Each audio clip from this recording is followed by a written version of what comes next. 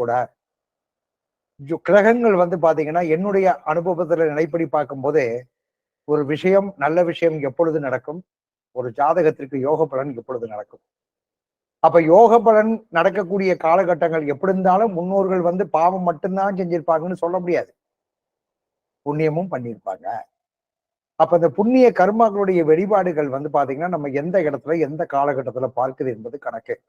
பொதுவாக நம்ம ஜோதிட சாஸ்திரத்துல 3ஆம் இடம், 6ஆம் இடம், 8ஆம் இடம், 12ஆம் இடம் இதுல வந்து பாதிக்கப்பட்ட இடங்கள் அப்படின்னு சொல்லப்பட்டாலும் கூட அந்த 3ஆம் இடம், 6ஆம் இடம், 8ஆம் இடம், 12ஆம் இடத்துக்கு உண்டான பாதிப்பு அந்த தசாபுத்தில ஏற்படுதான்னு கிடையாது. உதாரணத்துக்கு ஜோதிட விதிகள் ஓகே தான், ஜோதிட விதிகள் எழுதப்பட்டிருக்கிறது ஓகே தான்.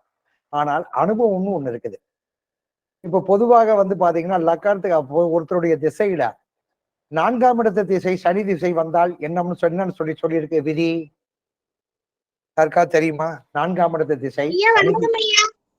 வணக்கம் ஸ்ரீவித்யா. 4ஆம் இடத்து திசை சனி திசையாக வந்தால் என்ன நடக்கும் என்பதை ஜோதிட சாஸ்திரம் சொல்லியிருக்குது. கொஞ்சம் யாராவது சொல்ல முடியுமா? மாரக திசைன்னு சொல்லுவாங்க. என்ன திசை? மாரக திசைன்னு சொல்லக்கூடியது. மாரகம் என்பது கண்டம், கண்டத்துக்கு ஒப்பான சமாச்சாரம். சரியா? இது ஜோதிட விதி. இதை நம்ம ஃபாலோ பண்ணி பார்த்தோம்னா சரியா இருக்குமான்னு பார்த்தோம்னா 99.9% இல்ல.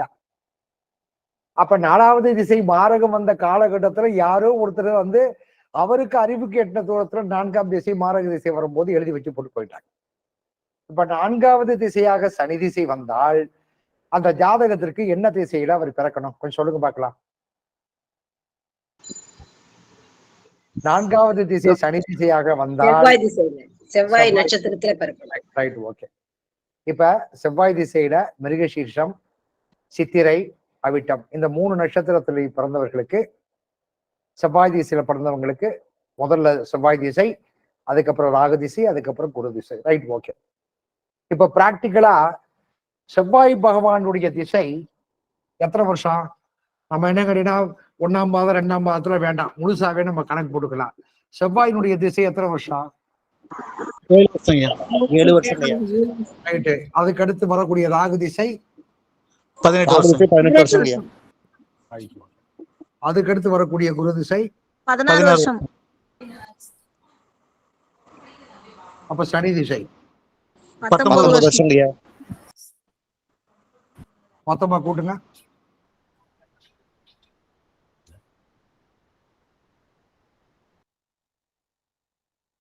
மொத்தமா கூட்டுங்க. 60.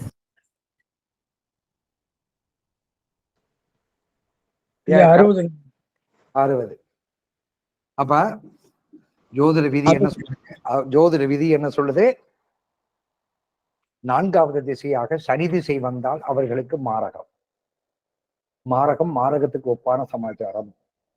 அப்ப மிருகசீர்ஷ நட்சத்திரம், சித்திர நட்சத்திரம், அவிட்ட நட்சத்திரத்துல பிறந்த 3 நட்சத்திரத்துல பிறந்தவர்களுக்கு 60 வயசுக்கு மேல அவர்களுக்கு மாரகம் வரணும். அதானே ஜோதிட விதி. அதானே ஜோதிட விதி. அதுதானே சாமி சொல்லியிருக்கு ஜோதிடம். நமக்கு முன்னோர்கள் பாரம்பரியம் அதான சொல்லியிருக்கு. அதான் நம்ம பார்த்துக்கிட்டு இருக்கிறோம். கரெக்டா? அப்ப இந்த 3 நட்சத்திரத்தை பிறக்கிறவன் 60 வயசுக்கு மேல இருக்கக்கூடாது அப்படின்னு ஜோதிட விதி சொல்லுது. ஆனா நடைமுறைக்கு சாத்தியமா? நடைமுறைக்கு சாத்தியமா?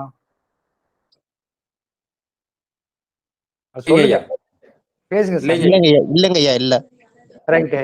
அப்ப நடைமுறைக்கு சாத்தியம் பண்ணணும்னா இந்த ஒரு தனி மனிதனுடைய ஜாதகத்தில் இருக்கக்கூடிய லக்கணத்தை வைத்தே இவன் 3ஆம் இடத்துக்கு அதிபதி, 6ஆம் இடத்துக்கு உண்டான ருணம் ரோக சத்ரு ஸ்தானாதிபதி, 8ஆம் இடத்துக்கு உண்டான கணக்கே, 12ஆம் இடத்துக்கு உண்டான அயன சபாவத்துக்கு கணக்கே, இது வந்து என்ன நல்லா இருந்துச்சுன்னா ஓ இவர் வந்து இந்த பாவகத்துக்கு உண்டான கணக்கே, இவர் கெட்டு போயிட்டாருன்னா இந்த பாவகத்துக்கு உண்டான கணக்குன்ற கடையில தான் நம்ம போயிட்டு இருக்குமே ஒழிய ஒரு தசாநாதனுடைய கணக்குகள் வந்து பாத்தீங்கன்னா ஒரு கிரகங்கள் ஒண்ணு இல்ல, சூரியன் ஒளிக்காரகன், அவன் தான் உலகத்துக்கே ஆத்மா. கரெக்டா?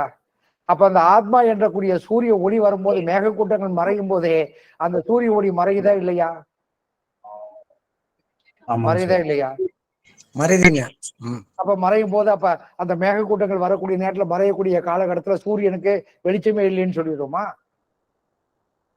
வான்மண்டலத்துக்கு கிரகங்களுக்கு கீழே நம்ம இருக்கிறோமா, இல்ல நம்ம ஒரு தனிப்பட்ட ஜாதகம் லக்கணத்தில் பிறந்ததுனால 9 நவக்கோள்களை ஆட்டுவிக்கிறோமா? இதுதான் என்னுடைய கேள்வி. இந்த கேள்விக்கு விடை தெரிஞ்சாலே நாம் ஜோதிடத்தில் சரியான கணிதங்களை பண்ணலாம். அப்படித்தான் என்னுடைய கணக்கு. இப்ப கோள்கள் கிரகங்களுக்கு சார் கிரீஷ் சார் உங்களுக்கு என்ன வேணும், கொஞ்சம் மீட் பண்ணுங்க ப்ளீஸ். இப்ப கோள்கள் வான்மண்டலத்தில் இயங்கக்கூடிய பல்லாயிரக்கணக்கான கோடி வருடங்கள் இயங்கிக்கிட்டு இருக்கக்கூடிய கோள்களுக்கு கீழே இந்த பூமியில் வாழக்கூடிய ஒரு தனி மனிதனுடைய லக்கணம், இந்த லக்கணம் அந்த கோள்களை இயக்குகின்றனா, கோள்களுடைய கிரகத்தினுடைய கணக்குகள் அந்த தனி மனிதனுடைய ஜாதகத்தை லக்கணத்தை இயக்குகிறதா? இதைத்தான் நான் உங்கள்ட்ட கேட்கக்கூடிய கேள்வி.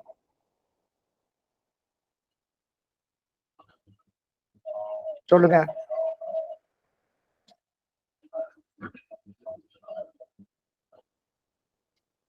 குளிர்காலம் வந்தா என்ன பண்றீங்க? போத்திக்கிறோம். நல்லா கூட சூடா கப்பி கப்பு வெஞ்சி காப்பி, சுக்கு காப்பி, சூடா காப்பி சாப்பிட்டுக்கிறோம். வெயில் அடிக்கும் போது என்ன பண்றோம்? ஏசியை போட்டுக்கிறோம். அப்ப பருவநிலைக்கு தகுந்த மாதிரி நம்ம மாத்திக்கிறோமா இல்லையா? சாமி நான் ஒரு ஆக்கப்பூர்வமா கேட்கறேன், கொஞ்சம் பேசுங்க. நான் பேசுறதுல யாரையும் குற்றங்குறை சொல்வதற்கும் நான் பேசல. கரெக்டா? கரெக்டுங்க. இப்ப நான் கேட்கறது என்ன கேட்டீங்கன்னா, கோள்களுக்கு கீழே வான்மண்டலத்தில் இயங்கக்கூடிய 9 நவக்கோள்களுக்கு பிரபஞ்சத்துக்குள்ள இந்த பூமி இருக்கா, இல்ல பூமியில பிறந்த ஒரு தனி மனிதனுடைய ஜாதகத்தில் இருக்கக்கூடிய லக்கணம் கிரகங்களை இயக்குமா? இதான் நான் கேட்கிற கேள்வி. கிரகங்கள் தான் நம்மளை இயக்கும். அப்ப அது எப்படி ஒரு மனிதனுடைய தனி ஜாதகத்தில் இருக்கக்கூடிய லக்கணத்தை, இப்ப ஒண்ணும் இல்ல,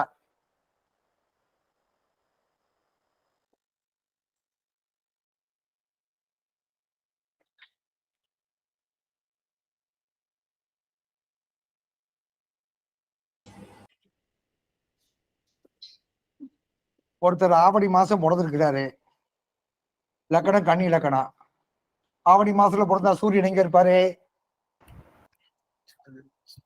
சிம்மத்துல தன்னுடைய சுய வீட்டுல ஆட்சி பலம் பெற்றிருப்பாரா? சூரியன் ரைட், ஓகே. இவர் பிறக்கும் பொழுது கேது திசையில பிறக்கிறாருன்னு வச்சுக்கிறோங்க. இப்ப இவருக்கு சூரிய திசை வரும்போது இந்த ஜாதகத்துக்கு நம்ம என்ன சொல்லுவோம்? சூரிய திசை இவருக்கு வரும்பொழுது இந்த ஜாதகத்திற்கு என்ன பலாபலன் சொல்லுவான்? மூன்றாவது திசை உரையாதிபதி திசை, 12க்குரிய உரையாதிபதி திசை. Right, okay. அப்ப அந்த மாதிரி கன்னிலக்கணத்துக்காரவங்களுக்கு சூரிய பகவான் 12ல இருக்கும் பொழுது சூரிய திசை வரும்போது உங்களுக்கு விரையாதிபதி திசை சொல்லுவோம். சரியா? இப்ப இதே லக்கணம் சுக்கிரன் மீனத்துல உட்கார்ந்துருக்கிறார்.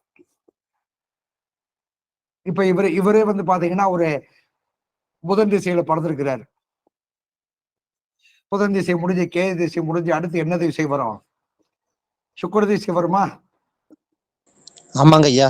சரி, இப்ப இந்த சுக்கிர திசை வரும்போது இந்த லக்கணத்திற்கு 7ல சுக்கிரன் உச்சபலன் பெற்றிருக்கிறார்ல, இந்த உச்சபலன் பெற்ற சுக்கிரன் இந்த ஜாதகத்திற்கு என்ன பலனை தருவான்?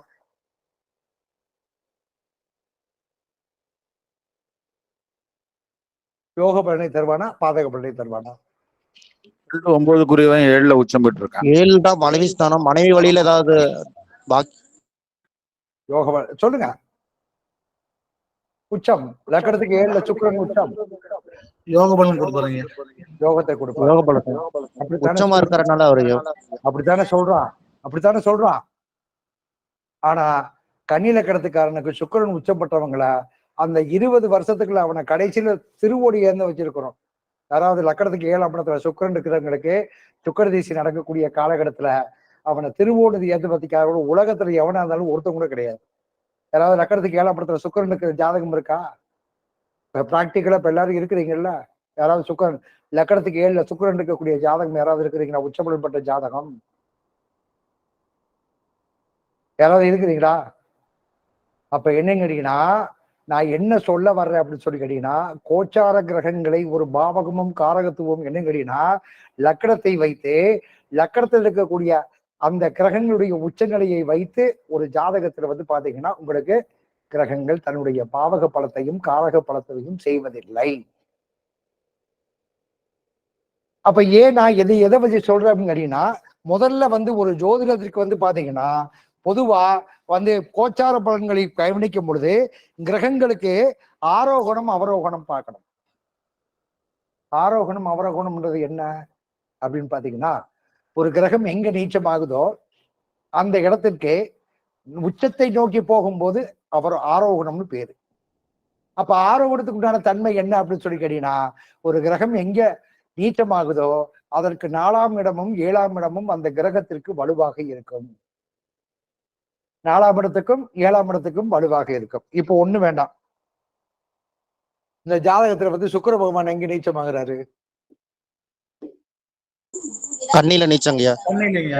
இவருக்கு 4ஆம் இடத்துல யாருடைய இந்த இடத்துல வந்து சுக்கிரனுடைய நட்சத்திரம் இருக்கா இல்லையா? என்ன நட்சத்திரம் இருக்கு? பூராடம். இது யாருடைய வீடு? குருவோட வீடுங்கய்யா. Right. இதுக்கு 7ஆம் இடம் எத்தனாம் இடம்? லக்கணத்துக்கு 7ஆம் இடம் எது? 7ஆம் இடம் குருவோட வீடு தாங்கய்யா. அப்ப 4ஆம் இடத்துலயும் 7ஆம் இடத்துலயும் நீச்சப்பட்ட இடத்துக்கு 4ஆம் இடத்துக்கு 7ஆம் இடத்துக்கு ஒரு கிரகம் வந்து தன்னுடைய பலத்தை கொடுக்குதா? ஆனா இந்த நட்சத்திரத்துக்கு குரு பகவான் வந்து பாத்தீங்கன்னா யாருன்னு கேட்டீங்கன்னா தேவகுரு, சுக்கிரன் அஸ்வகுரு. குரு லக்கணத்துக்காரங்களுக்கு, தனுசு லக்கணத்துக்காரங்களுக்கு, மீன லக்கணத்துக்காரங்களுக்கு சுக்கிர வேலை செய்ய மாட்டான் அப்படின்னு சொல்றோம்ல. ஆனா குருவுக்கும் சுக்கிரனுக்கும் பாதிப்பு இருந்தால் அந்த குருவனுடைய வீட்டுல சுக்கிரனுடைய நட்சத்திரமும் குருவனுடைய இன்னொரு ஆதிபத்தியத்துல சுக்கிர பகவான் உச்சம் பெறலாமா? அவனு பாவி, எதிர்மறை. இவன் தேவகுரு, அவன் சசுர குரு, வரலாமா? ஏன் வருது? நான் கேட்கிற கேள்வி நியாயமா இருந்தா தயவுசெய்து சொல்லுங்க, பேசுங்க. இதுல யாரையும் மல்லு கட்டுறதோ பிரெயின் வாஷ் பண்றதோ கிடையாது. நான் கேட்கிற கேள்வி நியாயமான கேள்வியா? இப்ப தேவகுரு யாரு? குரு பகவான். அசுரகுரு சுக்கிர பகவான். ஆனா இந்த சுக்கிரனுடைய வீட்டுல வந்து பாத்தீங்கன்னா, இப்ப சுக்கிரனுடைய வீட்டுல யாரு வீட்டுல வந்து பாத்தீங்கன்னா ஒரு குருவுடைய நட்சத்திரம் ஒண்ணு இருக்குமே. யாரு வீட்டுல பாத்தீங்கன்னா இந்த துலாம் ராசி மண்டலத்துல குருவுடைய நட்சத்திரம் இருக்கும். ஆனா நம்ம என்ன சொல்லுவோம்? குருவுக்கும் சுக்கிரனுக்கும் ஆகாது. சரி, சுக்கிர பகவான் நீச்சத்துக்கு 4ஆம் இடத்துக்கும் 7ஆம் இடத்துக்கும் ஒரு கிரகம். அடுத்து ஒரு கிரகத்தை சொல்லுங்க, ஏதோ கிரகம் உச்சப்பட்ட கிரகத்தை சொல்லுங்க. உச்சப்பட்ட கிரகத்தை சொல்லுங்க. சூரியன். சரி, சூரியன். எங்க உச்சமாகிறாரு? மேஷம். அவர் நீச்சமாகக்கூடிய இடம் எது? துலாம். துலாம் ராசியா? துலாம் ராசி. ரைட்டு. சூரியன் சுக்கிரனோட வீட்டுலங்கய்யா. ரைட்டு. 4ஆவது இடத்துல வந்து 4ஆவது ராசி 1, 2, 3 4ஆவது ராசியில என்ன ராசி? மகரம். அங்க யாருடைய? சனியோட வீடுங்கய்யா. சனி பகவான் வீடு. அங்க உத்திராட நட்சத்திரம் சூரியனோட நட்சத்திரம் இருக்கா? இருக்குங்க. இருக்குங்கப்பா. அதுக்கு அடுத்து 7ஆவது ராசி எது? மேச ராசி. அங்க உச்சமாகிறாரா? அப்ப என்னன்னு கேட்டீங்கன்னா, கிரகங்கள் ஒரு லக்கண பாவகத்தை வைத்து அந்த ஜாதகத்தில் இருக்கக்கூடிய 3ஆம் இடம், 6ஆம் இடம், 8ஆம் இடம், சரி விடுங்க. சனி எங்க நீச்சமாகிறாரு? மேஷம். மேசத்துல நீச்சம். சனி பகவான் நீச்சா. சரி, சனி பகவானுக்கு 4ஆம் இடம் எது? கடகம். கடகத்துல இப்போ சனி பகவானுடைய நட்சத்திரம் இருக்கா? பூசம் இருக்கு. 7ஆவது இடத்துல உச்சபலன் பெறாரா? ஆமா. முதல்ல ஒரு ஜாதகத்துல ஒரு கிரக கோச்சார கிரகங்களுடைய பலனை பார்ப்பதற்கு ஒரு ராசி மண்டலத்தில் 27 நட்சத்திரங்களுக்கு இருக்கக்கூடிய ஆரோகணம் அவரோகணத்தை நாம் பார்க்க வேண்டும். சரி, சந்திர பகவான் எங்கே நீச்சமாறாரு? விருச்சிக ராசி. 4ஆம் இடம் எது? கும்பம். கும்பம். கும்பத்துல சந்திரனுடைய நட்சத்திரத்துல சந்திர நட்சத்திரம் கிடையாது.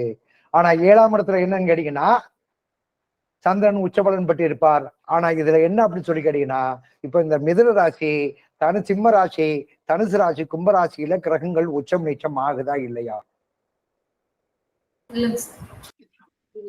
மிதுன ராசி, சிம்ம ராசி, தனுசு ராசி, கும்பராசியில கிரகங்கள் உச்சம் நீச்சம் ஆகுதா இல்லையா? இல்லைங்க. ஏன் ஆகல? அதுக்குண்டான காரணம் என்னன்னு தெரியுமா? சரி, அதை விடுங்க. இப்ப மற்ற கிரகத்துல வந்து பாத்தீங்கன்னா, இப்ப மேஷத்துல சனி பகவான் நீச்சம், துலாம்ல சனி பகவான் உச்சம். சரியா? இப்ப மேஷ ரிஷபத்துல சந்திர பகவான் உச்சம். இங்க வந்து பாத்தீங்கன்னா இது விருச்சிக ராசி மண்டலம் சந்திரன் நீச்சம்.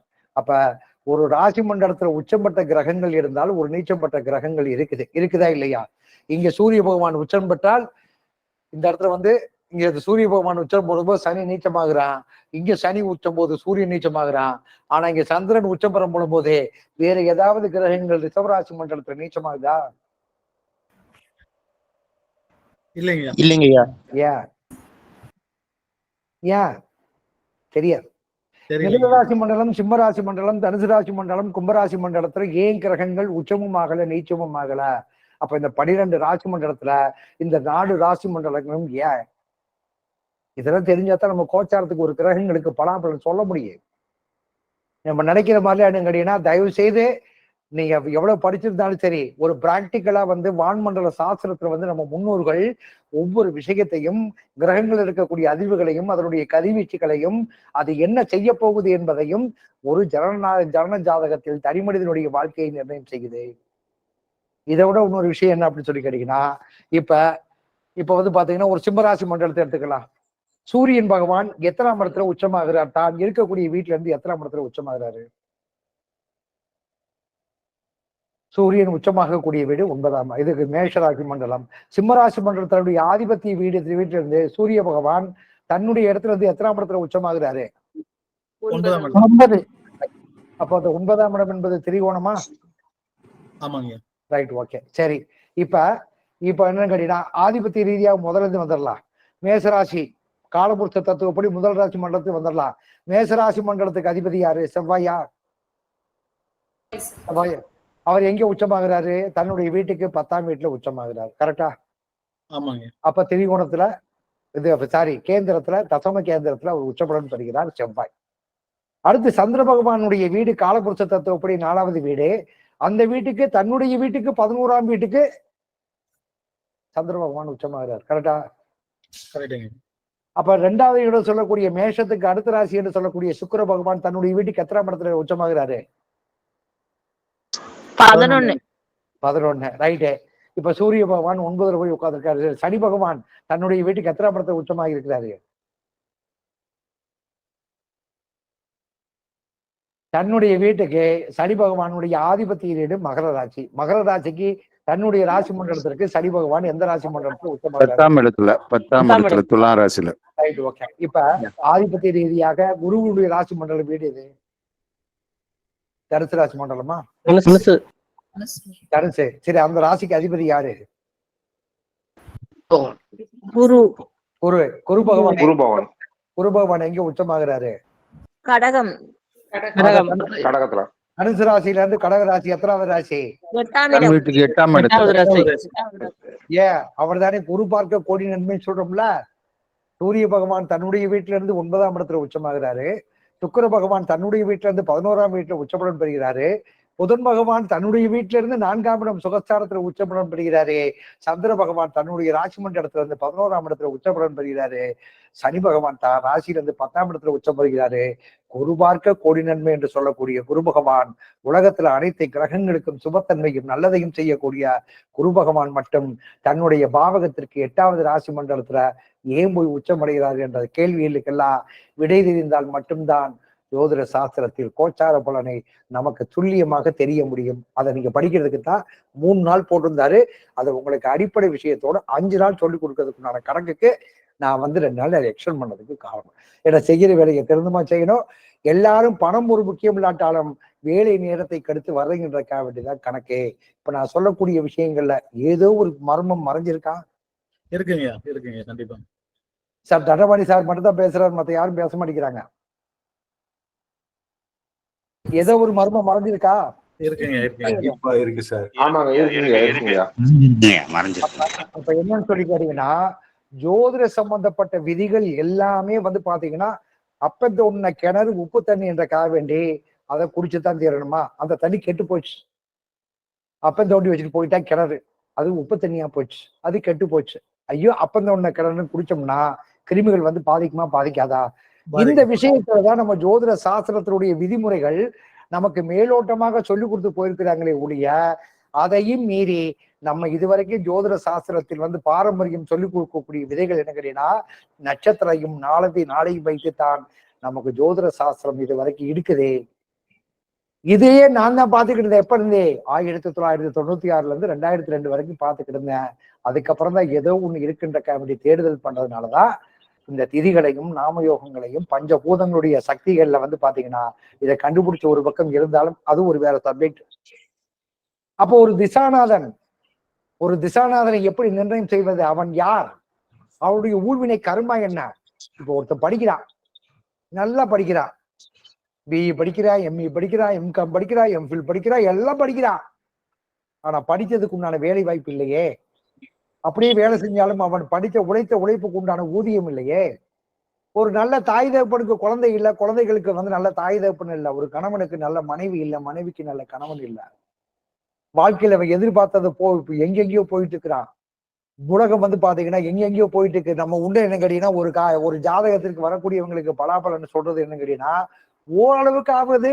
அவங்களுக்கு நடக்கக்கூடிய விஷயத்த 100% சொல்லாட்டாலும் பரவாயில்ல, கடைசியில ஒரு 40% சொன்னா மட்டும்தானே அவன் நம்மகிட்ட வர்றதுக்கு ஒரு திருப்திகரப்பா. வர்றவன் பூரா 7 சனி, கண்டச்சனி, அஸ்தமச்சனி, அர்த்தாஷ்டம சனி, சனி திசையில ராகு புத்தி நடக்குது, ராகு புத்தியில சனி புத்தி நடக்குது, சந்திர திசையில ராகு புத்தி நடக்குது.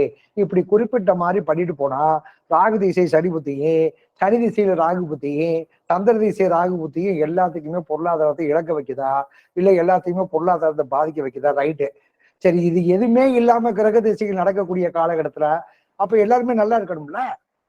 சுக்கிரன் வந்தால் சுக்கிரன் பாத்தீங்கன்னா யோக திசை.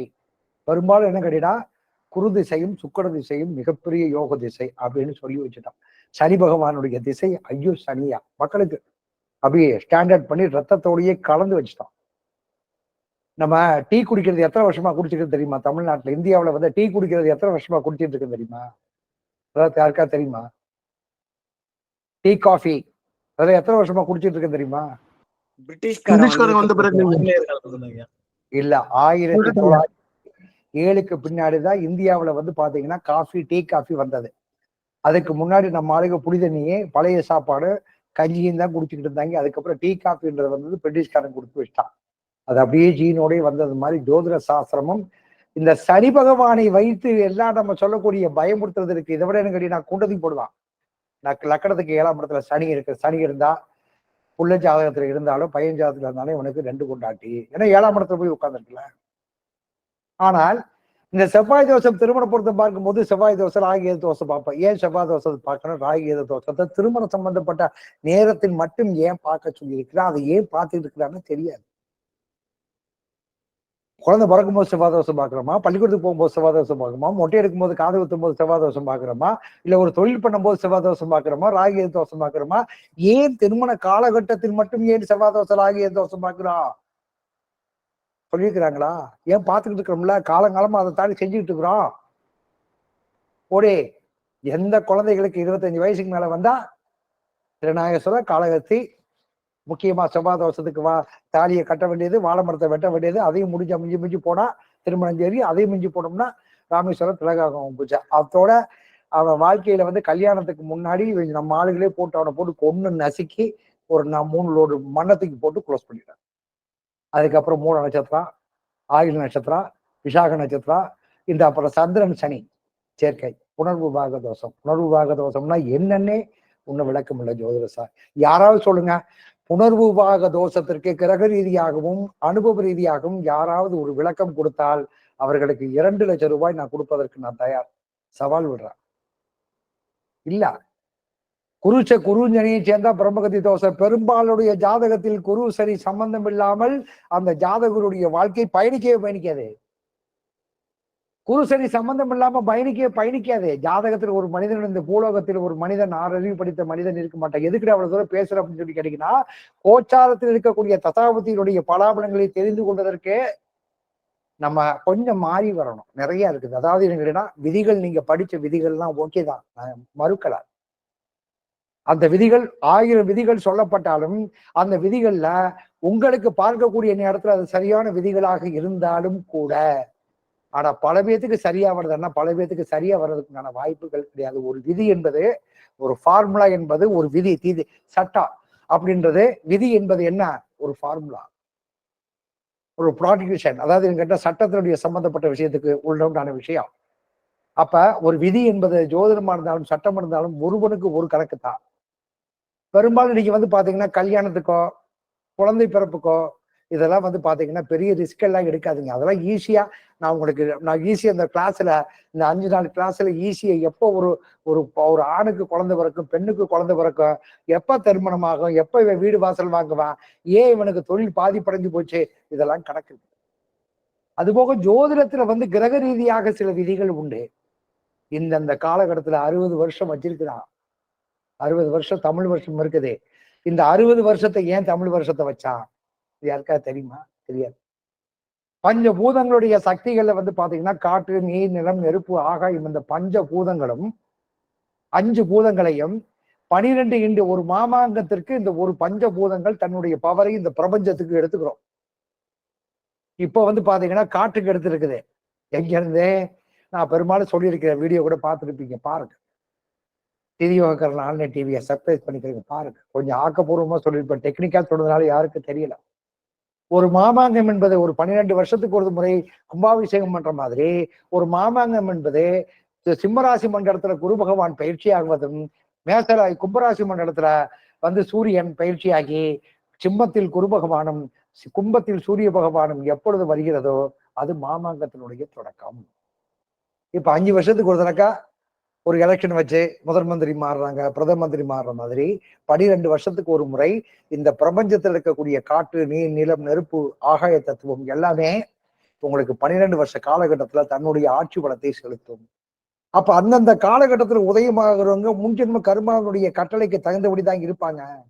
நீங்க பெரும்பாலும் வந்து பாத்தீங்கன்னா என்ன படிச்சிருந்தாலும் சரி, என்ன சொத்து சோகம் வச்சிருந்தாலும் சரி, என்ன லக்கணமாக இருந்தாலும் சரி, என்ன ராசியாக இருந்தாலும் சரி, என்ன நட்சத்திரமா இருந்தாலும் சரி, அவனுக்கு நடக்கக்கூடிய திசை யோக திசையாக இருந்தாலும் சரி, மகரத்துல சனி பகவான் இருப்பவனுக்கு ஒரு தொழில் பண்ணி ஒரு தொழில உட்கார்ந்து அந்த தொழில வருமானம் நல்ல நிரந்தரமா பார்த்துட்டு நிறைவா இருப்பான்னு சொல்லிட்டு மகர ராசி மண்டலத்துல சனி பகவான் யாருடைய ஜாதகத்துல இருந்தாலும் சரி, 1963 பிறந்திருந்தாலும் சரி, 90 93 பிறந்திருந்தாலும் சரி, இல்ல இப்ப வந்த காலகட்டத்துல இனிமே பிறக்க போறாலும் சரி, மகர ராசி மண்டலத்தில் சனி பகவான் இருந்து விட்டாலே அவனுடைய வாழ்க்கையில ஊழ்வினை கர்மாவால் அவனுக்கு ஜீவனத்தை அமைப்பதற்கு போராடியே தீர வேண்டும் என்பது கணக்கு. சரி, எல்லாருமே தொழில் பண்றான். தொழில் பண்றதுக்கு அவன் போக முடியாது. மகர ராசி மண்டலத்துல சனி இருந்தாலே தன்னுடைய வாழ்க்கையில போராடணும். இருக்கட்டும், அவங்க அப்பா பரம்பரை பெரிய பூர்வீகமா இருக்கட்டும், ஜமீன்தாரா இருக்கட்டும், கோடீஸ்வரனா இருக்கட்டும், சொத்து சோகங்கள் இருக்கட்டும், இவர் வந்து சம்பந்தப்பட்ட ஜாதகர் பெரிய படிப்பு படிக்கட்டும், ஃபாரின் போட்டு எம்எஸ் படிக்கட்டும், எது படிக்கட்டும், எல்லாம் படிச்சாலும் சரி, மகர ராசி மண்டலத்தில் சனி இருக்க பிறந்தவர்களுக்கு அவர்களுடைய ஒரு வேலை செய்யலாம், வேலைக்கு போகலாம், அதிகாரியாகலாம், பெரிய பெரிய அதிகாரியாகலாம். ஆனால் அவன் வேலைக்காரர், சுயமா தொழில் பண்ணவே விட மாட்டான் மகர ராசியில் இருக்கக்கூடிய சனி. அது மாதிரி தொழில் பண்ணாலும் அந்த தொழிலை அபிவிருத்தி பண்ணி அதன் மூலியமாக மிகப்பெரிய லாபகரத்தை கொடுப்பதற்குண்டான வாய்ப்பை கெடுப்பவன் யார் தெரியுமா? சிம்மராசி மண்டலத்தில் இருக்கக்கூடிய சனி பகவான் கெடுப்பான். சிம்மராசி மண்டலத்துல பாவகிரகங்கள் ராகுவோ, கேதுவோ, செவ்வாயோ, சனியோ சேர்ந்து விட்டால் அந்த ஜாதகத்துல எல்லாம் இருந்தாலும் அதை அவன் அனுபவிக்க முடியாத சூழ்நிலையை செய்துவிடும். எல்லாம் இருக்கும், எல்லாம் இருக்கும். வீட்டுல காரர் இருக்கும், வேலைக்காரங்க இருப்பாங்க, சமயக்காரர் இருப்பாங்க, சொத்து இருக்கும், சுகம் இருக்கும், எல்லாம் இருக்கும். ஆனா அனுபவிக்க முடியுமான்னு கேட்டீங்கன்னா அங்கேதான் கேள்விக்குறியா இருக்கும். இப்படி சில ராசி மண்டலத்தில் இருக்கக்கூடிய கிரகங்கள் எந்தெந்த ராசி மண்டலத்தோடு இணையும் பொழுது, ஏன் மகரத்துல யாராவது 90 93 பிறந்தவங்க யாராவது தொழில் சிறப்பா சொந்த தொழில் பண்ணி ஒரு பெரிய ஃபேக்டரி வச்சு ஒரு 100 பேர் 150 பேர் 200 பேர் வச்சு யாராவது வேலை செய்யறதாக யாராவது இருந்தா சொல்லுங்க சாமிகளா. 90 91 92 93 பிறந்தவங்க யாராவது இருக்கிறீங்களா? ஐயா, தம்பி 95 மகரத்துல இருக்குங்க சனி. 95 பிறந்தான். சொந்த தொழில் ஆரம்பிச்சு நசிஞ்சு போய் இப்போ ஒரு தொழிற்சாலைல பெரிய அதிகாரியா இருக்கிறான். ஆனா வந்து அடிமை மாதிரிதான் வேலை செய்யறானா? சரி, 1978 79 80 பிறந்தவங்க உங்களுடைய வாழ்க்கையில தொழில் பண்ணி ஒரு அபீதமான லாபத்தை யாராவது சந்திச்சதாக ஒருத்தரா சொல்ல முடியுமா? வாய்ப்பே இல்லை. அப்ப இதெல்லாம் எங்க கோச்சார கிரகத்தை போய் பார்க்க முடியும்?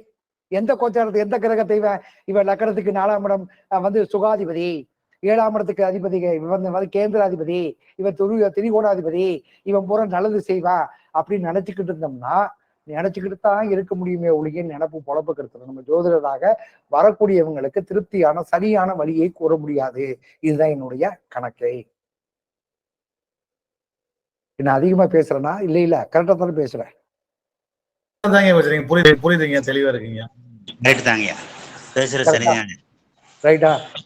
அப்ப என்னன்னு கேட்டீங்கன்னா, ஒரு ஜோதிடருக்கு முதல்ல அடிப்படையாக தெரிய வேண்டிய விஷயங்கள், இந்த 12 ராசி மண்டலத்துல கோள்களுடைய ஆரோகணம் அவரோகணம் என்ன? தீன்னு வச்சு சொல்லிட்டோம்னா சுடாது. நீச்சமாயி போச்சு, சூரியன் நீச்சமாயி போச்சுன்னு நம்மளுக்கு சொல்லிருக்கான். பூர்வீக சொத்து ஆகாதே, உனக்கு அரசாங்க உத்தியோகம் கிடையாதே, நீ வாழ்க்கையில வந்து பாத்தீங்கன்னா பெரிய முன்னேற்றம் அடைய முடியாது. ஏன்னா சூரியன் நீச்சமாயிட்டான்ல. சூரியன் நீச்சமானவங்கள எத்தனை அதிகாரிகள் இருந்திருக்காங்க தெரியுமா? எவ்வளவு பெரிய அறிவு சார்ந்த விஷயங்கள் இருந்திருக்காங்க தெரியுமா? அப்ப நீச்சம், அஸ்தங்கம், வக்ரம், இதெல்லாம் காலத்தை பூஜிக்கிட்டு இருக்கும். இதெல்லாம் ரைட்டு சொல்லி கொடுத்துருக்காங்க நமக்கு, ரைட்டு, ஓகே. அஸ்தங்கம் என்ன பண்ணா, வக்கரம் என்ன பண்ணா, பொதுவா ஒரு விஷயத்த சொல்லும் போது நமக்கு அறிவு சார்ந்த விஷயங்கள்ல கொஞ்சம் பகுத்தறிவா பார்க்கணுமா வேண்டாமா? பார்க்கணுமா வேண்டாமா? இப்ப நீங்க போன வாரம் ஒரு ஜாதகத்தை பார்த்தோமா? போன வாரம் ஒருத்தர் கோவில்பட்டி ஜாதகத்தை பார்த்தோம். அந்த ஜாதகத்தை பார்த்த மாத்திரத்துல இதுதான் நடக்கும்ன்றத முன்கூட்டியே சொன்னோமா? சொன்னோமா? அதுதான். அப்ப என்னங்கடினா, ஒரு விஷயத்துல எங்கேயோ நமக்கு தெரியாமல் ஒரு ரகசியம் ஒளிஞ்சுக்கிட்டு இருக்குது. இதுதான் கணக்கு. கரெக்டா? அப்ப நீங்க அந்த 5 நாள் வகுப்பு எதுக்குன்னு கேட்டீங்கன்னா, 3 நாள்ல ஏதோ ஒரு பக்கம் சொல்லிக் கொடுக்கறத காட்டல, அடிப்படை விஷயத்தை புரிந்து கொள்வதற்கு 2 நாள் அடிப்படை விஷயத்தை சொல்லிட்டு 3 நாளைக்கு கோச்சாரத்துக்கு உண்டான பலாபலனை நீங்க பயணிச்சு பாத்தீங்கன்னா, நீங்க கண்டிப்பாக இந்த வகுப்புக்கு வர்றதுல ஒரு முன்னேற்றமான சூழ்நிலைகள் ஏற்படும் என்பதுல எந்த விதமான ஐயப்பாடும் இல்லை. சரியா? சரியா? சரிங்க, சரிதாங்க. சரி, உங்களுடைய கருத்துக்கள் இப்ப நான் சொல்லக்கூடிய கருத்துக்களை எப்படி உள்வாங்குறீங்க? அதாவது ஆக்கப்பூர்வமான கருத்துக்களா இல்ல வேற மாதிரியான கருத்துக்களா? அதை மட்டும் சொல்லுங்க. ஐயா தெளிவான ஆக்கப்பூர்வமான கருத்துங்களா? சரி, இப்போ ஒரு ஜாதகம் கொடுங்க. இந்த ஜாதகத்துல கோச்சார பலன் எப்படி வேலை செய்ய போகுது? இப்ப இன்னைக்கு என்ன பண்ண போறோம்னு கேட்டீங்கன்னா, இவர் பிறந்த காலகட்டத்தில இருந்து எந்தெந்த காலகட்டத்தில் இவருடைய வாழ்க்கையில இந்த திசையில எந்தெந்த திசையில இவர் வாழ்க்கையில பாதிக்கப்படுவார். அருண், பெங்களூர் அருண் வந்திருக்கிறீங்களா? அருண் சார், அருண் இல்ல சார், அருண் லேட்டா வரும். அப்படியே குணலட்சுமி மேடம் இருக்காங்க சார். ஆமா, குணசுந்தரி குணலட்சுமி இருக்கிறீங்களாமா? இருக்கீங்க. Right, okay. யாராவது ஒரு ஜாதகத்தை புதுசா வந்தவர் கொடுங்க சார். 16/3. பேரை சொல்லுங்கம்மா. எங்க இருந்து பேசுறீங்கம்மா? கல்பி சுந்தரம். அம்மா, நீங்க எங்க இருந்து பேசுறீங்கம்மா? ஐயப்பன் தாங்கல், சென்னை. சென்னையிலையா? Right, okay. சரி, ஐயப்பன் தாங்கல். சரி, ஆண் ஜாதகமா பெண் ஜாதகமா? எந்த வருஷம் பிறந்ததுமா? 1958. 58. ஆமா, வாழ்ந்தவர்களுக்கு தாமா ஜாதகம். ஓகேங்களா? தப்பா நினைக்காதீங்க. வாழ்ந்தவர்களுக்கு கிடையாதுமா, வாழ்ந்து கொண்டிருக்கிறவர்களுக்கு ஜாதகமா. கோபிநாத், சுகோபிஸ்வர், நீங்க எல்லாம் நம்ம கிளாஸ்ல இருக்கிறவங்க, இப்ப புதுசா வந்தவங்க மட்டும் தயவு செய்து கொடுங்க. ஓகேங்களா? இந்த இதுல புதுசா நம்மளுடைய மாணவர்கள், பழைய மாணவர்கள் தயவு செய்து யாரும் ஹேண்ட் ரைஸ் பண்ண வேண்டாம். இதுல இப்ப வந்திருக்கிறவங்க யாராவது உங்களுடைய ஜாதகத்தை கொடுங்க. ஐயா, நான் டியூஷன் பேசுறேன். தாராளமா கொடுக்கலாம் சார். எங்க இருந்து சார் பேசுறீங்க? சிவிலிபுத்தூர்ல இருந்து பேசுறேன். எங்க இருந்துங்க? சிவிலிபுத்தூர் சார். ஆண்டாள் ஸ்ரீவில்லிபுத்தூர். ஸ்ரீவில்லிபுத்தூர் ரங்கமன்னார், ஆண்டாள் ரங்கமன்னார். சரி, வணக்கம். அப்படியே நான் இப்படியே ஸ்ரீவில்லிபுத்தூர் ஆண்டாளே ரங்கமன்னாரையும் வழிபாடு பண்ணிக்கிறேன். ஓகேங்களா? சரி, உங்க ஜாதகத்தை சொல்லுங்க. என்னோட டேட் ஆஃப் பர்த் வந்து 22/1/79.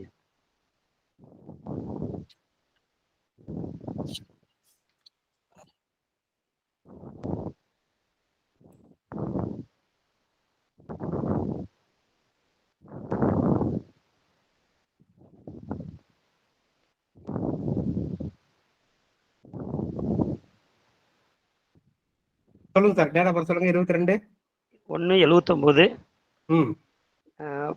காலை 11:17.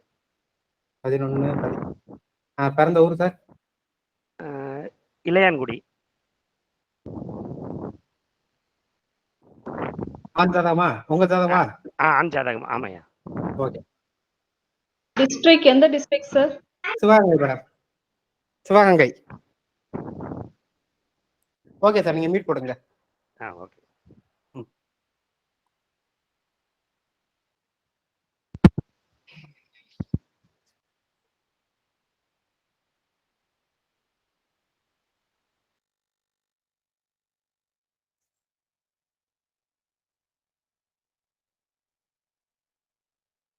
சொல்லுங்க சார்.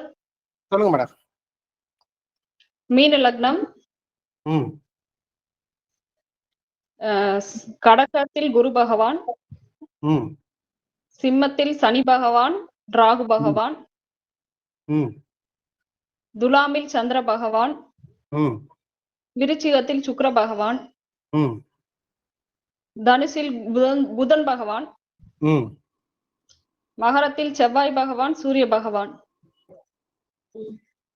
ம் கும்பத்தில் கேது பகவான். ம் லக்னம் ம் ரேவதி 3, ம் சூரிய பகவான் உத்திராடம் 4,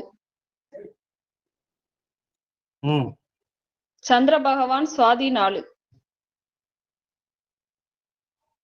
ம் செவ்வாய் பகவான் உத்திராடம் 4, ம் புதன் பகவான் பூராடம் 4, ம் குரு பகவான் பூசம் 3, ம் சுக்கிர பகவான் கேட்டை 2, ம் சனி பகவான் பூரம் 2, ம் ராகு பகவான் பூரம் 4, ம் கேது பகவான் பூரட்டாதி 2. புரட்டாதி 3 2 2. ம் திதி கிருஷ்ணபட்ச நவமி.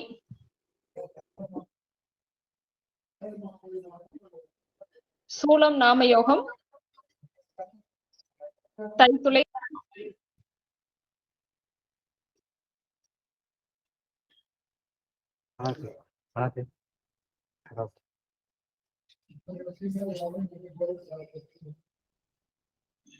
தைதுலையா மேடம்?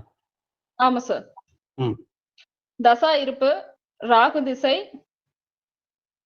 ம் 3 வருடம் 9 மாதம் ம் 17 நாள்.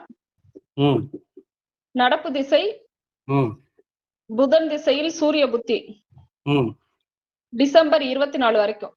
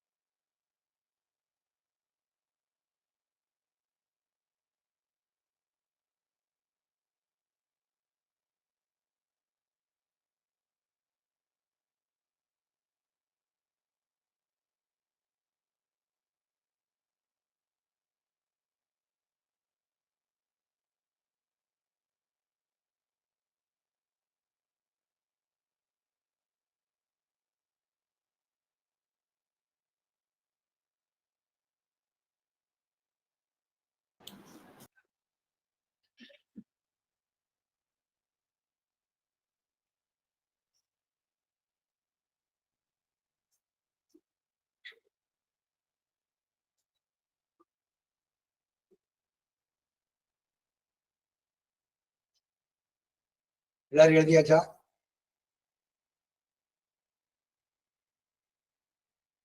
எழுதியாச்சா? எழுதியாச்சுங்க. எழுதிட்டீங்களா? பார்க்கலாமா? பலாபலன் பார்க்கலாமா? சார் பார்க்கலாம். நல்லா நன்றாக பார்க்கலாம். முத்துகிருஷ்ணன் சார் உங்க ஜாதகம் அது? என்னோட ஜாதகம். Right, okay. உங்களுடைய ஜாதகத்துல, இந்த ஜாதகத்துல இப்ப நடக்கக்கூடியது பிறந்த திதி நட்சத்திரம் வந்து பாத்தீங்கன்னா சுவாதி நட்சத்திரத்துல, ராகுல நட்சத்திரத்துல பிறந்திருக்கீங்க. கரெக்டா? ஆமாய்யா. அடுத்து குரு திசை முடிஞ்சு சனி திசை முடிஞ்சு புதன் திசை ஆரம்பமாயிருக்கு. புதன் திசையில சூரிய புத்தி நடந்துட்டு இருக்கா? ஆமாய்யா. ரைட்.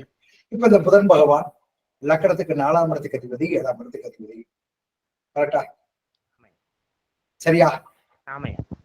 கேந்திராதிபதி. மற்றவங்க சொல்லுங்க, ஓப்பனா சொல்லுங்க. எல்லாருமே ஜோதிடர்கள் தான், அவர் தான் சொல்லணும்னு அவசியம் இல்லை, எல்லாருமே சொல்லலாம். இப்போ புதன் பகவான் லக்கணத்துக்கு 4ஆம் இடத்துக்கு அதிபதி, 7ஆம் இடத்துக்கு அதிபதி. சரிதானே? ஆமாங்க. இப்ப இந்த புதன் பகவான் எங்க இருக்கிறாரு? 10 10ஆம் இடத்துல. ரைட். 10ல உட்கார்ந்துருக்கும் போது யாருடைய நட்சத்திரம் இருக்கிறாரு? சுக்கிரனுடைய சாரம். ஆனா இந்த ஜாதகத்துல 3ஆம் இடத்துக்கு அதிபதி, லக்கணத்திற்கு 3ஆம் இடத்துக்கு அதிபதி, 8ஆம் இடத்துக்கு அதிபதி சாரம் வாங்கியிருக்கின்ற காரணத்தினால் யாருடைய ஜாதகா பூராட நட்சத்திரத்துல வாங்கியிருக்கிறாரு. சுக்கிரனுடைய சாரம் வாங்கியிருக்கிறாரு. இவர் பாத்தீங்கன்னா தசாநாதன் 4ஆம் இடம் 7ஆம் இடத்துக்கு அதிபதியாக, அதாவது என்ன கேட்டீங்கன்னா லக்கண பாவகத்திற்கு சுபத்தன்மை வாய்ந்த பாவகத்திற்கு அதிபதியாக வருகிறார். கரெக்டா வர்றாரா? மீன லக்கணத்துக்கு 4ஆம் இடத்துக்கு அதிபதி பொதுவாக 4, 7 சுபத்தன்மை வாய்ந்தது தானே? வாய்ந்ததா இல்லையா சாமி? ஆமாங்க ஐயா. அப்ப இந்த ஜாதகம் எங்க இருக்கிறாரு? இவர் இருக்கக்கூடிய இடம் 10ஆம் இடத்துல இருக்கிறார். அப்ப இந்த புதன் திசை இவருக்கு என்ன பண்ணணும்? புதன் பகவான் யாரே? பொதுவா புதன் பகவானுடைய இயற்கை காரகத்தன்மை என்ன? அதுக்கப்புறம் நம்ம புதன் பகவான் என்பவன் தாய் மாமன், தாய் வழி, தாய் மாமன் தான் பெற்ற கல்வியினால் பெறக்கூடிய யோகத்தன்மையை சொல்லக்கூடிய கணக்கு. புதன் பகவான் யாருன்னு கேட்டீங்கன்னா 1000 கலைகள் 64 கலைகளுக்கு அதிபதியா ஒரு மனிதனுடைய உடல் காற்று சுவாசிக்கக்கூடிய கணக்கு, அவனுடைய எண்ணங்கள், செயல்பாடுகள், புத்தி, திறமை, நுணுக்கம், இது பூராமே புதனுக்கு சொந்த காரணம். அவன் புதன் பகவான் இல்லாமல் ஒரு மனிதனுடைய, அதாவது என்ன கேட்டா அறிவு திறமையும், ஆற்றல் திறமையும், ஞாபக சக்தியும், அவனுடைய எண்ணங்களும், அடுத்து சிந்திக்கக்கூடிய செயல்பாடுகளுக்கு உண்டான கிரகம் புதன் பகவான். புதன் பகவான் 1000 கலைகள் 64 கலைகளுக்கும் அதிபதியானவர். அப்ப 4ஆம் இடம் சுகஸ்தானத்துக்கு உண்டான அதிபதியும், 7ஆம் இடத்துக்கு உண்டான சுகஸ்தானத்துக்கு அதிபதியும் என்று சொல்லக்கூடிய புதன் பகவான் இந்த ஜாதகத்துல 10ஆம் இடத்தில் இருக்கும்போது இந்த புதன் திசை 17 வருட காலகட்டங்கள் இவருக்கு என்ன செய்யணும்? நன்மையை செய்யணுமா, தீமையை செய்யணுமா? அதாவது நன்மை நடந்துச்சுன்னா, இவருடைய ஜாதகத்துல நன்மை நடந்துச்சுன்னா 10ஆம் இடத்துல போய் உட்கார்ந்துருக்காருன்னு சொல்லக்கூடாது. தீமை நடந்தா இவர் 8 குடியவருடைய நட்சத்திரத்துல நிக்கிறதுன்னு சொல்லக்கூடாது. இப்படி ஒத்தையா கட்டையா குடுகுடுப்புக்கார மாதிரி சொல்லக்கூடாது. கரெக்டா துல்லியமா சொல்லணும். இப்ப இந்த ஜாதகத்துல லக்கணத்துக்கு மீன லக்கணம், மீன லக்கணத்துக்கு புதன் திசை நடக்குது. புதன் பகவான் 4ஆம் இடத்துக்கு அதிபதி, 7ஆம் இடத்துக்கு அதிபதி.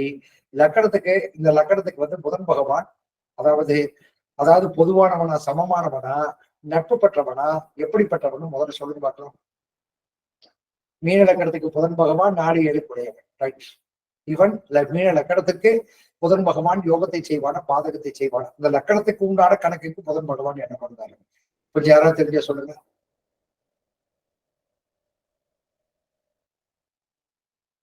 அப்ப புதன் பகவான் நிற்கக்கூடிய இடம் 4, 7 குடிய அதிபதி 10ஆம் இடத்துல தசம கேந்திரத்துல அமர்ந்திருக்கிறாரு. அப்ப இந்த புதன் திசை இவருக்கு யோகத்தை கொடுக்கணுமா, கொடுக்க கூடாதா? எப்ப கொடுப்பாரு, எப்படி கொடுப்பாரு? இவருக்கு சொல்லணுமா வேண்டாமா? இப்ப நடக்கக்கூடிய திசை புதன் திசையில சூரிய புத்தி. சரியா?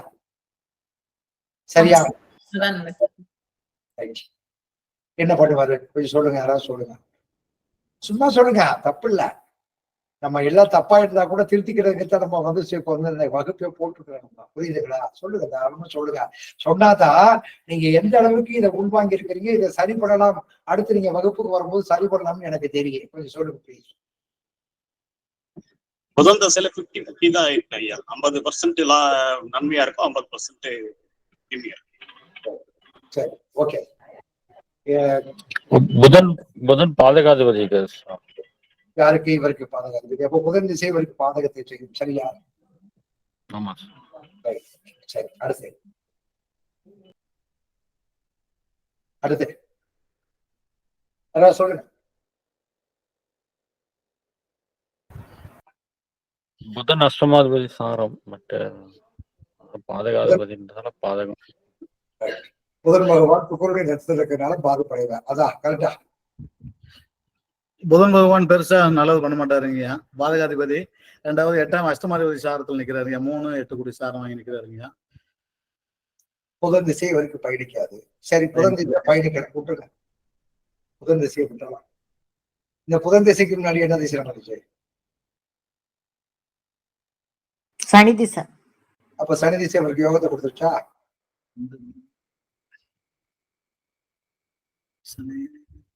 சரி, சனி திசை விரயத்தையும் கொடுத்து லாபத்தையும் கொடுத்து சார். சரி, ரைட், ஓகே. அதுக்கு முன்னாடி என்ன திசை ஓடிச்சு? குரு திசை. அவன் லக்னாதிபதியுடைய திசை. கரெக்டா? குரு பகவான் எங்க இருக்கிறாரு? லக்கணத்திற்கு ஐந்தாம் இருக்கிறார். 5ஆம் இடத்துல இருக்காங்க. அப்ப அந்த குரு திசை இவருக்கு ஜாதகத்துல யோக பலனை தந்திருக்குமா? நன்மை செய்யறதுக்கு வாய்ப்பு இருக்குங்கய்யா. நன்மை செய்திருக்கு ஐயா. லக்னாதிபதி உச்சமா இருக்காங்க, நன்மை செஞ்சிருப்பாருங்க. வாய்ப்பு இருக்குன்னு சொல்லக்கூடாது சாமி. அதுதான் இப்ப நம்ம இங்க வகுப்புல படிக்க வரக்கூடிய கணக்கு. இப்ப புதன் திசை நீங்க சொல்றபடி இவன் வந்து பாதகாதிபதி, பாதகாதிபதியுடைய நட்சத்திரத்துல இருக்க. சரி, எது வேணாலும் சரி, ரைட். புதன் திசை பாதிப்பு தரும். சரி, சனி பகவான் வந்து பாத்தீங்கன்னா அவரு வந்து சொல்லிட்டீங்க, ரைட், ஓகே. அப்ப குரு வந்து லக்னாதிபதி 5ஆம் இடத்துல போய் உச்ச பலன் பெற்றிருக்கிறார் இந்த ஜாதகத்துல. இப்ப குரு பகவான் யார்? தன்னுடைய தகப்பன், திருமணத்திற்கு முன்னால் தன்னுடைய தகப்பன், தகப்பனுடைய பூர்வீகம், பூர்வீகத்தினால் ஏற்படக்கூடிய நன்மைகள் எல்லாம் வழிகாட்டி, சிறந்த வழிகாட்டி, இவருக்கு தேவையான விஷயங்கள்லாம் குரு திசையில் நடந்திருக்குமா இல்லையா? ராகு திசை வந்து இப்போ இவருக்கு எத்தனை 3 வருஷம் 9 மாசம் 17 நாள்.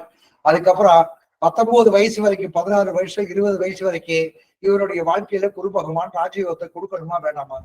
கொடுக்கணுங்க, கண்டிப்பா கொடுத்துருக்கணுங்க. கொடுத்துருக்குமா ஐயா?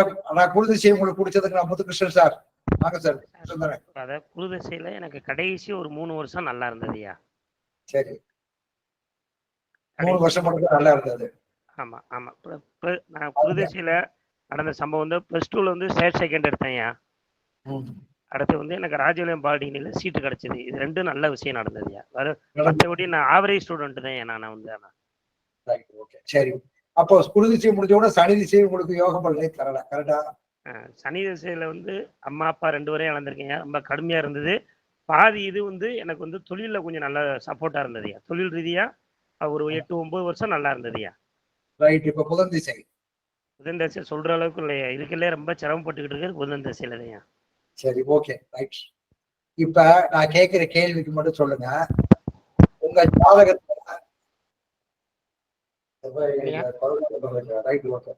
உங்களுடைய வாழ்க்கையில வந்து பாத்தீங்கன்னா முதல்ல நடந்த காரியங்கள் அத்தனை காரியங்களை உங்களுக்கு ஃபெயிலியர் ஆயிருக்கணும். ஓகேயா? ஆமாயா. வரிசையா வர்றத சொல்றேன். உங்களுக்கு கூட பிறந்தவங்க தருவேன், உங்களுக்கு மூத்தவங்க தருவேன். மூத்தது ஒரு அண்ணன் ஒரு அக்கா. அவங்க 2 பேருடைய வாழ்க்கை எப்படி? அக்கா வாழ்க்கை வந்து கொஞ்சம் சிரமமா இருக்கியா.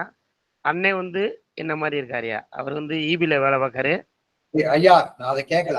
அவருடைய குடும்ப வாழ்க்கை, பொருளாதார சம்பந்தப்பட்ட விஷயங்கள், அவருடைய குழந்தைகள், அவங்களுடைய தற்கால வாழ்க்கையில உங்களுக்கு மூத்தவங்க 2 பேரும் யாரோ ஒருத்தருடைய வாழ்க்கை பாதிக்கப்பட்டிருக்கா?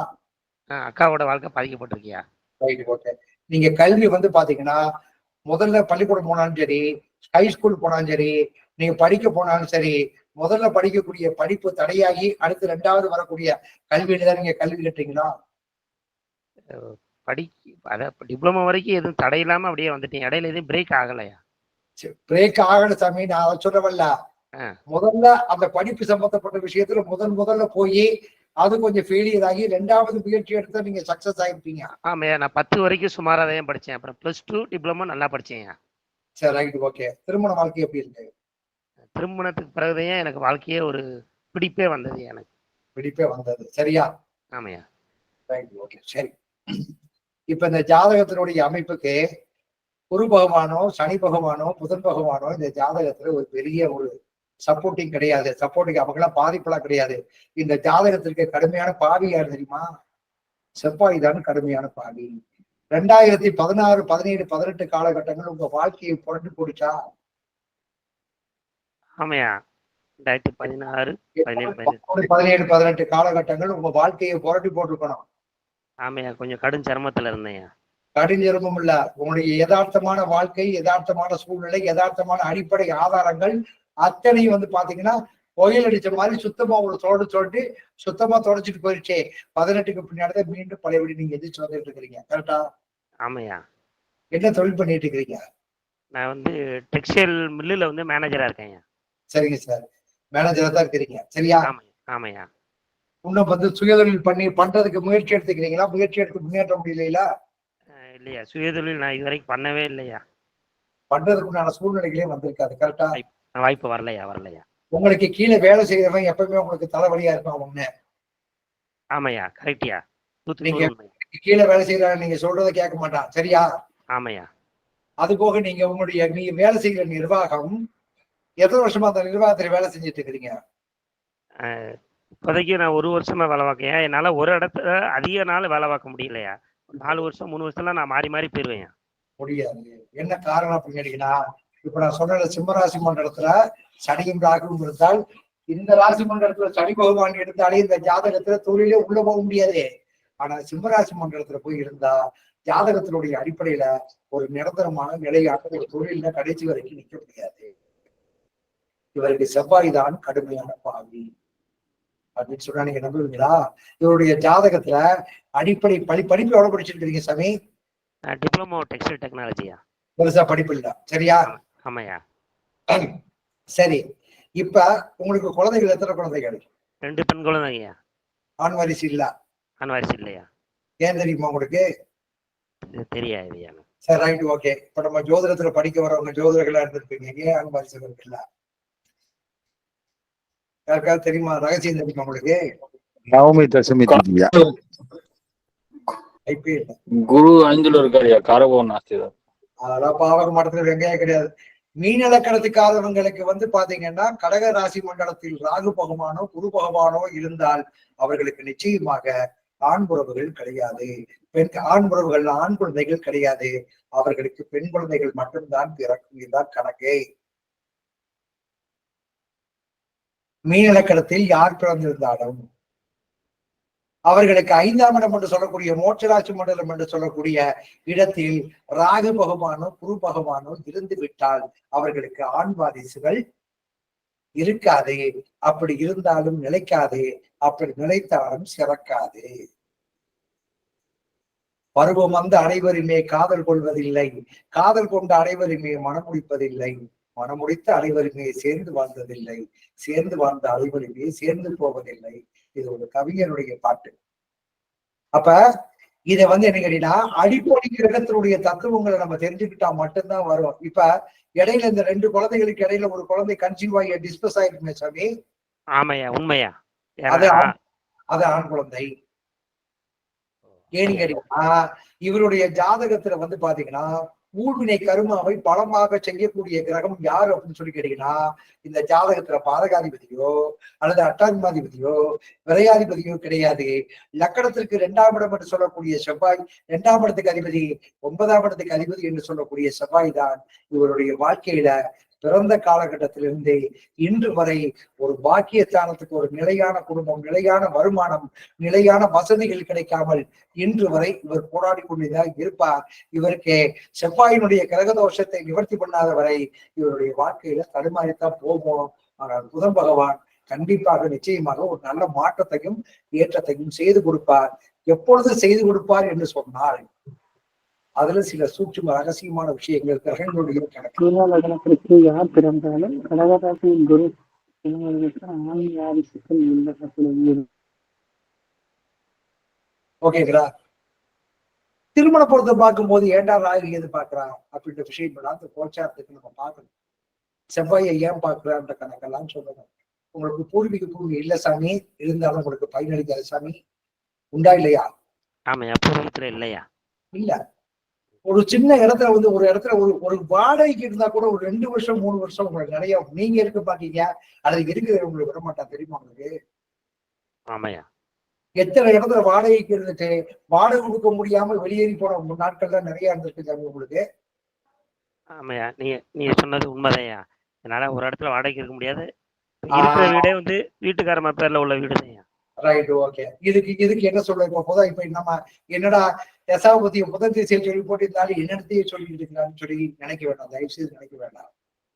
அப்ப இந்த ஜாதகம் வரும்போது இதை பலப்படுத்தணுமா வேண்டாமான்னு கணக்குப்படி பார்த்தீங்கன்னா, இதனுடைய அமைப்பு படி பார்க்கும் பொழுது இப்ப சூரிய பகவான் எங்க இருக்கிறார் ஜாதகத்துல? திரிகோணத்துல உட்கார்ந்து இருக்கிறார். செவ்வாய் எங்க இருக்கிறா? லக்கணத்திற்கு 11ஆம் இடத்தில், 2ஆம் இடத்துக்கு அதிபதி, 9ஆம் இடத்துக்கு அதிபதி, 11ஆம் இடத்தில் உச்ச பலன் பெற்றிருக்காங்க. அப்ப செவ்வாய் உச்ச பலன் படும்போதே உடன் பிறந்தவர்கள் தன்னுடைய பூமி, பூர்வீக பூமி, அதிகாரம், இவனுடைய ஆதிக்கம் பூரா சிறக்கணும்ல. செவ்வாயினுடைய ஆதிக்கத்தன்மை அதானே அஸ்தங்கம் ஆயிடுச்சு. எங்க அஸ்தங்கமா இருக்குது? எங்க அஸ்தமா இருக்கு? சூரியன் செவ்வாய் சேர்த்து சூரியன். அஸ்தங்கமா? அஸ்தங்கமா? சூரியன் செவ்வாய் இல்லைன்னா 12 ராசி மண்டலத்துல 11 ராசி மண்டலமே இயங்காத சாமி. செவ்வாய் யாரு சூரியன் யாருன்னு முதல்ல தெரிஞ்சுக்கிறா. சூரியன் ஆத்மா உயிரே. அந்த உயிரை இயக்க வைப்பவன் செவ்வாய். மீனராசி மண்டலத்தை தவிர மற்ற 11 ராசி மண்டலத்துல சூரியனுக்கும் செவ்வாய்க்கும் சம்பந்தம் இல்லாமல் அந்த 11 ராசி மண்டலங்கள் இயங்காதே. பிரபஞ்சம் பூமி சுத்தாது. பொதுவா சூரியன் செவ்வாய் பெண்ணுடைய ஜாதகத்தில் விதவை என்றும், ஆணுடைய ஜாதகத்துல அஸ்தமம் ஆயிட்டா அஸ்தங்கம் ஆயிட்டா அவர் நாட்டுக்கு ஆகட்டும். அஸ்தங்கம் பழையபடி உதயம் ஆக மாட்டாரா? ஏன் சாமி அஸ்தங்கம் பிறக்கும் பொழுது அஸ்தங்கம்னா அதுக்கப்புறம் உதயமே ஆகாதா? நைட்டு சாயந்தரம் இப்ப சந்தி சாதிச்சு சூரியன் இப்ப காலையில உதயமாக மாட்டாரா? இப்ப குரு பகவான் அஸ்தங்கமாகிறாரு, பழையபடி உதயமாக மாட்டாரா? சுக்கிரன் அஸ்தங்கமாகிறாரு, பழையபடி உதயமாக மாட்டாரா? அப்போ ஒரு மனிதன் பிறக்கும் போது அஸ்தங்கத்துல இருட்டிலே வந்துட்டா அவன் வாழ்க்கை முழுவதும் இருட்டாவே போயிடணுமா? நான் கேட்கிற கேள்வி கொஞ்சம் ஆக்கப்பூர்வமான கேள்வியா தான் இருக்கலாம். சரியான கேள்வியா இருக்கும். கரெக்டா? சரியா? ஒரு பெண்ணுடைய ஜாதகத்தில் சூரியனும் செவ்வாயும் இருந்தால் பாதிப்புன்னு சொல்ற அது மாதிரி ஆணுடைய ஜாதகத்தில் சூரியனும் செவ்வாயும் இருந்தால் அந்த சூரியனும் செவ்வாய்க்கு உண்டான யதார்த்தமான தன்மை என்ன தெரியுமா? ஒரு ஆண்மகனாக இருந்தால் தனக்கு தன்னுடைய பூர்வீகம், தகப்பன் வழி சம்பந்தப்பட்ட உறவுகளால் ஏற்படக்கூடிய நன்மைகள், அதுபோக பூர்வீக சொத்துக்கள் இருந்தாலும் அவன் அனுபவிக்க முடியாது. யார் ஜாதகத்துல எந்த ராசி மண்டல அஸ்தங்கமாகட்டும், வக்கரமாகட்டும், உச்சபலமாகட்டும், என்னத்தையும் பறட்டும், நிச்சயமாக வாழ்க்கையில வந்து சூரியன் செவ்வாய் எடுத்துட்டாலே தன்னுடைய பூர்வீக சம்பந்தப்பட்ட சொத்துக்கள் இருந்தாலும் அனுபவிக்க முடியாது. பூமி அவனுக்கு யோகத்தை தராது. அதற்குள்ள சின்ன சின்ன வழிபாடுகள் இருக்குது. இதெல்லாம் வந்து பாத்தீங்கன்னா நம்ம முன்னோர்கள் ஜோதிட சாஸ்திரத்தை தெய்வீக கலையாக சொல்லியிருக்கிறார்கள். கடவுளுக்கு அடுத்தபடியாக ஜோதிடரை நம்ம கொண்டு வந்திருக்கிறோம். சரி, இப்ப இது ஜாதகத்துக்கு என்னதான் நிலைப்பாடு? சரி, 2016, 17, 18 காலகட்டங்கள்ல என்னதான் நடந்துச்சு? இப்ப பாருங்க, இவர் பிறந்த காலகட்டத்துல இன்னைக்கு வரைக்கும் இவருடைய வாழ்க்கையில என்ன திசை, என்ன புத்தி பாதிப்பை தந்துச்சுன்றத நான் இப்ப சொல்ற அவருடைய வாழ்க்கையில அந்த காலகட்டத்துல என்ன நடந்துச்சுன்னு மட்டும் பாத்தீங்கன்னா உங்களுக்கு தசாபுத்திகள் நம்ம பார்க்கக்கூடிய தசாபுத்திகளுடைய கணக்கு மாறிடும். ஓகே, இப்ப அவர் பிறக்கும் போது என்ன திசையில பிறந்திருக்கிறாரு? ராகு திசையில பிறந்திருக்கிறாரா? ஆமாங்கய்யா. சரி, ரைட்டு. அம்மா குணசுந்தரி அம்மா தசாபுத்திகளை போடுங்கம்மா, கொஞ்சம் பிரிச்சு போடுங்கம்மா. அந்த புத்தியை மட்டும் பாதகமான புத்தியை மட்டும் கொஞ்சம் பிரிச்சு சொல்லுங்கம்மா ப்ளீஸ். அந்த தேதி வருஷத்தை மட்டும் சொல்லுங்கம்மா. ராகு திசையில வராதுங்கம்மா, அதுல தேட தேவையில்லை. குரு திசையில பாருங்க.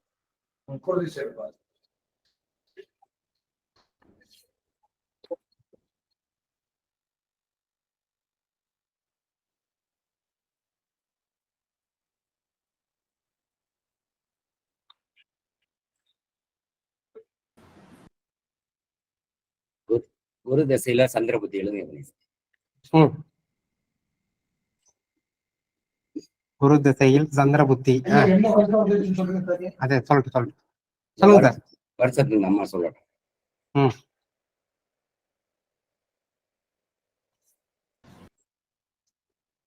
மார்ச் 94 இருந்து ஜூலை 95 வரைக்கும். March 1994 to July 95. அடுத்து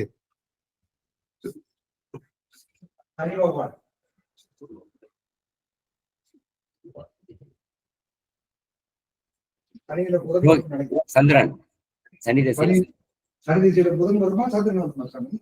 சந்திரன் தான் வருவாரு. ஐயா இல்ல கணேஷ். புதன் புதன் புதன் புதன் புதன் சனி பகவான் புதன். சொல்லுங்க மேடம், வருஷம் சொல்லுங்க. நவம்பர் 2001 சொல்லுப்பா. November 2001 to November 2001 to July 2004. July 2004. அடுத்து புதன் திசையில செவ்வாய் வருவார். பூராடம்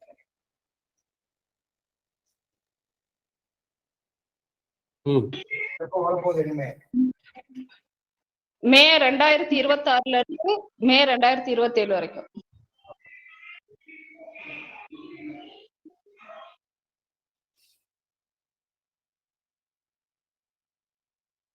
ஓகே, சரி. இனிமே 26ல இருந்து 27 வரைக்கும் அப்ப பாத்துக்கலாம். ஐயா ஜாதகம் கொடுத்தபடி 94 இருந்து 95 உங்க வாழ்க்கையில மறக்க முடியாத சம்பவங்கள் நீங்க கொடுங்க கணேஷ் ஐயாட்ட மைக். 94ல இருந்து 95 வரைக்கும் அந்த மாதிரி சம்பவம் இல்லையா எனக்கு. ஆனா அந்த 2004ல இருந்து 2006 அது அந்த 18-5-2003 வந்து எங்க அம்மா தவறுனது அந்த இது கரெக்டியா? கரெக்ட். அப்புறம் 26-12-2005 எங்க அப்பா தவறுனாரியா. சரி ரைட் ஓகே. அது ரெண்டுமே அதுக்குள்ள வந்துருதுயா. அதுக்குள்ள வந்துருச்சா? ஆமாயா. சரி ரைட் ஓகே.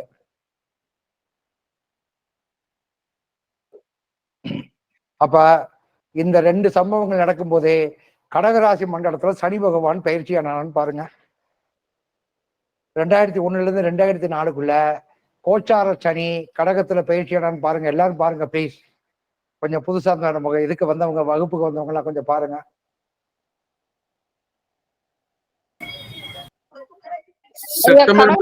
செப்டம்பர் மாசம் சார் 2004 செப்டம்பர் கடகராசியில் சனி இருந்தார். வந்துட்டாரா? Right okay. இப்ப கடகராசி இந்த ஜாதகத்திற்கு 5ஆம் இடத்துக்கு அதிபதி. கரெக்டா? கரெக்டா? சரியா? சரிங்க ஐயா. ரைட்டு. ஐயா கடகராசிக்கு அதிபதினா கடகராசிக்கு அதிபதிக்கு உண்டான அதிபதியினுடைய காரகத்துவம் என்ன? சந்திரன். அது தாயா? தாயா? குரு பகவான் தகப்பனுக்கு அதிபதி.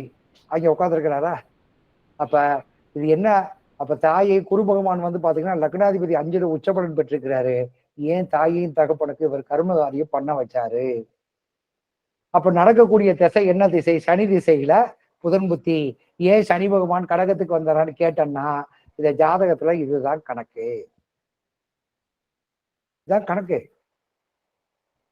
அப்ப கர்மா பண்ணணும். 5ஆம் இடத்துல சனி பகவான் வரும்போது ஒரு பக்கம் இருக்கட்டும், அங்கே குரு பகவான் இந்த ஜாதகத்துல லக்னாதிபதி பலம் பொருத்தி போய் உச்ச பலன் பெற்றிருக்கிறாரே, அது தாய் வீடாச்சே, கடகராசி மண்டலமாச்சே. அங்கே குரு பகவான் தகப்பன் என்று சொல்லக்கூடிய குரு பகவான் உச்ச பலன் பெற்றிருக்கிறாரே. அப்ப தாயும் தகப்பனும் ஏன் எடுக்கணும்? தாயும் தகப்பனும் எப்படி மரணம் அடைஞ்சிருப்பாங்க? யதார்த்தமா மரணம் அடைஞ்சிருப்பாங்களா? கிடையாது. நோய்வாய்ப்பட்டு மரணம் அடைஞ்சிருப்பாங்க. எப்படி? நரம்பு சம்பந்தப்பட்ட வியாதி, அல்லது கண்ணுக்கு தெரியாத வியாதி, அல்லது வியாதியே தெரியாத வியாதி.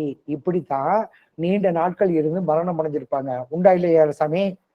ஆமையா. அப்பா வந்து நரம்பு சம்பந்தப்பட்ட பிரச்சனை, அம்மாவுக்கு வந்து என்னென்ன தெரியாது எங்களுக்கு. தெரியாது. இப்ப இதெல்லாம் கோச்சாரத்துல தெரிஞ்சுக்கலாம். புரியுதா? பேசுங்க சாமி. இது வந்து டெமோ தான். நான் கிளாஸ் எடுக்கல, டெமோ கிளாஸ். புரியுதுங்க புரியுதுங்க. அப்ப இதை எப்படி நிர்ணயம் பண்றது? ஏன் கோச்சார கிரக சனியினுடைய லக்கணத்துக்கு 5ஆம் இடத்துல அது வந்து திரிகோணாதிபதி சுபத்தன்மை வாய்ந்த இடம். அந்த இடத்துல வந்து பாத்தீங்கன்னா குரு பகவான் உச்சபலன் பெற்றுக்கிறாரு. அவரே லக்னாதிபதி. அப்ப இவரை காப்பாத்தி இருக்கணும்ல. லக்னாதிபதி பலம் புரிந்தாலே காப்பாத்தி இருக்கணும்ல. இவர் மட்டும் இல்ல, இவருடைய காரகத்தை காப்பாத்தி இருக்கணும்ல. அது வீட்டினுடைய காரகத்தை காப்பாத்தி இருக்கணும்ல. ஏன் 2ஐயும் தூக்குச்சே? அப்ப ஏன் குறிப்பா சனி திசையில புதன் புத்தியை மட்டும் எடுத்தான்? எல்லா திசைகளும் எல்லா நேரமும் வேலை செய்யாது. ஒரு திசையில் ஒரு புத்தி கடுமையான பாதிப்பையும் ஒரு புத்தி மிகப்பெரிய யோகத்தையும் செய்து கொடுக்கும். அத்தனை பேத்துக்குமே செய்து கொடுக்கும். எல்லாருக்குமே செய்து கொடுக்கும். நம்ம இந்த யோகம் வரக்கூடிய புத்தியை 3ஆம் இடத்துக்கு அதிபதியினுடைய திசை, 3ஆம் இடத்துக்கு அதிபதியுடைய புத்தி, 6ஆம் இடத்துக்கு அதிபதியுடைய புத்தி, இப்படி கணக்கு போட்டுட்டு சொல்லிட்டு போயிட்டே இருக்கிறதுனாலதான் நமக்கு யோக திசை வரக்கூடிய காலகட்டத்துல வர்றவன டியூன் பண்ணி வேற பக்கம் கூகுள் மேப் ஒரு பக்கம் தள்ளி விட்ட மாதிரி தள்ளி விட்டுருவோம். ஆனா பாதிப்பு நடக்கக்கூடிய காலகட்டத்துல இப்ப சனி திசையில புதன் புத்தியில தான் பாதிப்பு வந்திருக்குது. சனி திசைக்கு புதன் பகவான் யாரு? நட்பு பெற்றவனா? பாதகத்தை செய்வோம்னா? சனி பகவானும் புதன் பகவானும் கிரகங்களில் நட்பு பெற்றவனா? பாதகம் பண்ணுவனா? பொதுவா நம்ம ஜோதிடத்துல பாரம்பரியத்துல என்ன சாமி சொல்லி இருக்குது? நீங்க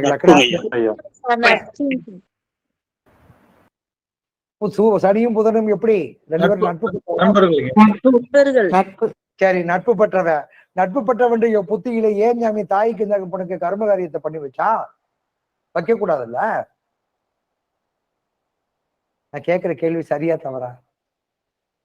இது வந்து நீங்களா கொடுத்த ஜாதகம். நான் யாரையுமே மற்ற ஜோசிகர் மாதிரி ஜாதகத்தை கையில கொண்டு வச்சுக்கிட்டு இது இந்த ஜாதகம் இது இந்த ஜாதகம், இதனால இப்படி ஆச்சு அப்படி ஆச்சுன்னு சொல்ல ஜாதகத்தை உங்கள்கிட்ட வாங்கி லைவா தான் ஜாதகம் போட்டுக்கிட்டு இருக்கேன். கரெக்டா? சரியா? சரிங்க. ஆமாங்கய்யா ஆமாங்க. அப்ப நம்ம சொல்லக்கூடிய கருத்துக்கள் சரியான கருத்துக்கள். அப்ப என்னன்னு கேட்டீங்கன்னா, நம்ம இந்த கிரகங்கள் லக்கணத்தை வைத்து இவன் வந்து பாத்தீங்கன்னா அஷ்டமாதிபதி அசங்கதி அடைஞ்சிருக்கிறான், வக்ரகதி அடைஞ்சிருக்கிறான், இவன் நட்பு பற்றவ, இந்த கதைக்கு இங்க வேலையே கிடையாது. அப்ப இந்த கிரகங்கள் அல்லாதே இவருடைய ஜாதகத்தினுடைய அமைப்புக்கு வேற ஏதோ ஒண்ணு பண்ணுதே, அந்த வேற ஒண்ணு ஏதோ ஒண்ணு பண்ணக்கூடிய விஷயங்கள் என்ன, ஏன் இவருக்கு ஆண் வாரிசு இல்ல அப்படின்னு பாத்தீங்கன்னா, இவருடைய வம்சாவளியில இவருடைய தகப்பன் இறந்ததுக்கு இவர் சரியான முறையில், நீங்க ஒருத்தர் தான் பையனா? 2 வரையும் அண்ணன் ஒரு ஆள் இருக்காருயா. உங்க அண்ணன் உங்க அப்பாவுக்கு செய்ய வேண்டிய கடமையை செஞ்சிருக்க மாட்டாரு சாமி. இறப்பு காலகட்டத்துல கடைசியில அவர் தனிப்பட்ட முறையில யாரும் கவனிப்பாரட்டு இறக்கக்கூடிய காலகட்டத்துல இறந்திருப்பாரு. அவருக்கு இறப்பு சம்பந்தப்பட்ட விஷயத்துல அவருக்கு செய்ய வேண்டிய கர்மாவை இந்த குடும்பம் செய்திருக்காது, 100% செய்திருக்காது.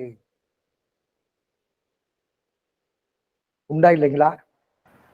அப்பாக்குரிய கடமையில நானும் அண்ணனும் கரெக்டா செஞ்சோம்யா. அந்த கரும செயல்களை கரெக்டா செஞ்சுட்டோம்யா. சரி, கடைசி காலகட்டத்துல அவருடைய கடைசி காலகட்டத்துல செத்ததுக்கு அப்புறம் செலவு வைக்கிறதுக்கு முன்னாடி அவருக்கு ஏதாவது கடைசி நேரத்துல போய் பாத்தீங்களா அவரை? உடம்பு முடியாம இருந்தாங்க. நானு அண்ணன் தான் ஃபுல்லா பார்த்தேன். அக்கா 3 வருஷம். சரி, ஓகே ஓகே ரைட். சரி, அம்மா இறக்கும்போது அம்மாவுக்கு வந்து எந்த பிரச்சனையும் கிடையாதுயா உடல் ரீதியா. ஆனா திடீர்னு இருந்தாங்க. எதனால இருந்தாங்கன்னு தெரியாதுயா. சரி ரைட் ஓகே. உங்க அப்பாவோட கூட பிறந்தங்க எத்தனை பேரு? அப்பா கூட பிறந்தவங்க வந்து மொத்தம் 4 பேருயா. 6 பேரு. அதுல 5ஆவதா பிறந்த நபர் யாருன்னு தெரியுமா உங்களுக்கு? அவருடைய குடும்ப வாழ்க்கை, அவருடைய பொருளாதாரம், அவருடைய குழந்தைகள், அவருடைய வாழ்க்கையில் இருக்கக்கூடிய மேம்பாடு 0.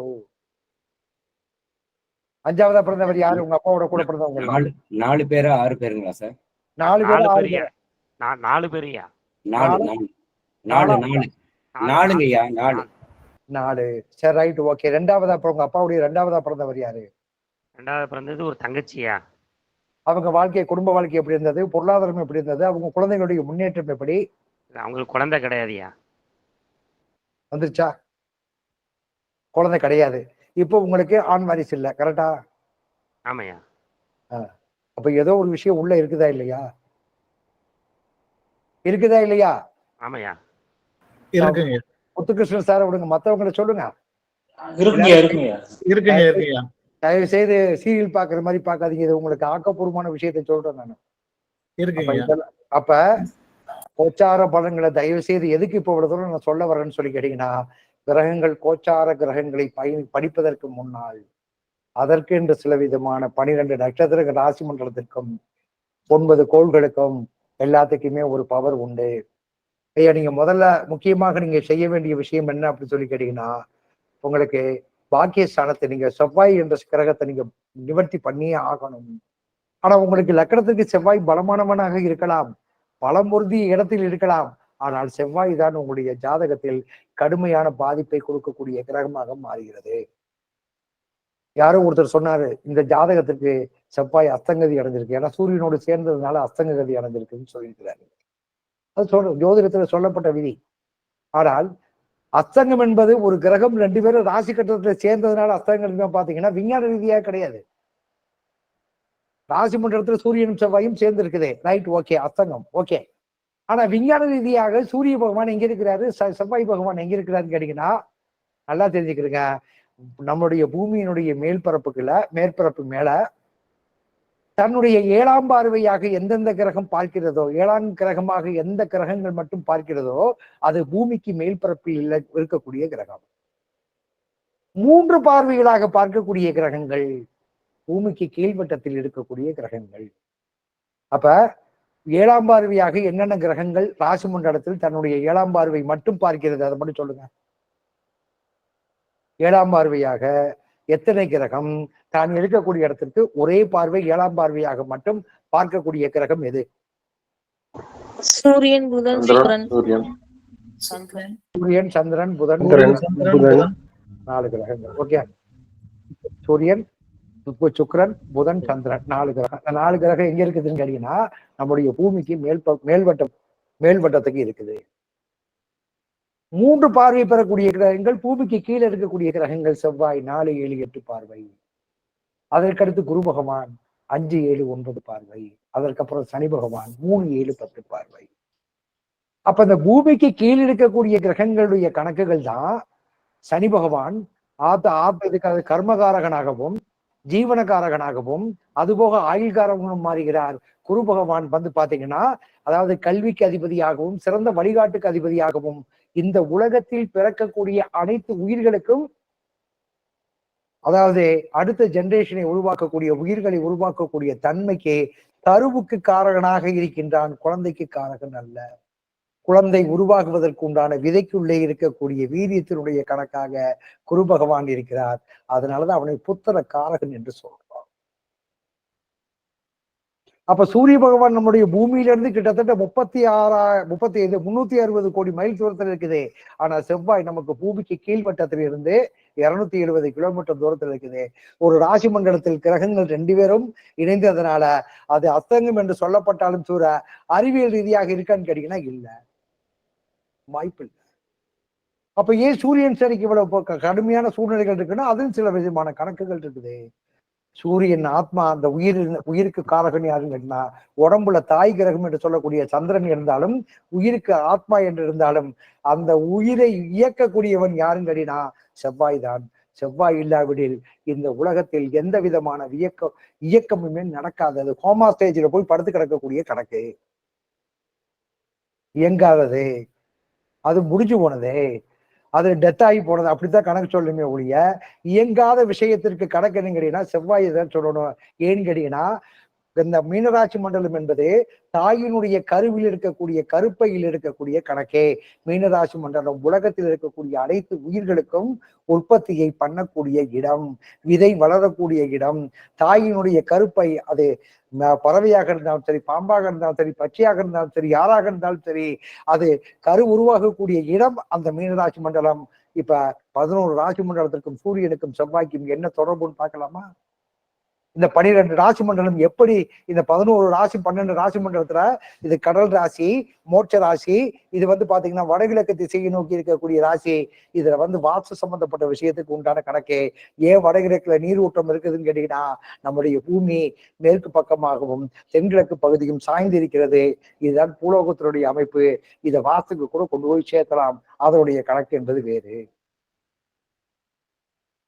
இப்ப சூரியன் செவ்வாயினுடைய கணக்கு ஒவ்வொரு 11 ராசி மண்டலத்திற்கும் என்ன தொடர்பு இருக்குன்னு சொல்ற. தயவு செய்து நீங்க இந்த கோச்சார கிரகங்கள் வரும்போது ராசியும் ராசி மண்டலமும் கிரகங்களும் கிரகங்களுடைய பாவகமும் ஆதிபத்தியமும் பரிபூர்ணமா தெரிஞ்சுக்கிட்டா மட்டும்தான் கோச்சாரத்துல ஓரளவுக்காவது வர்றவங்களுக்கு கிரகத்தில் இருக்கக்கூடிய திசை புத்திகளை நான் பரிபூர்ணமாக சொல்ல முடியும். சரி, இப்ப மேசராசி மண்டலத்துக்கு வந்துடலாமா?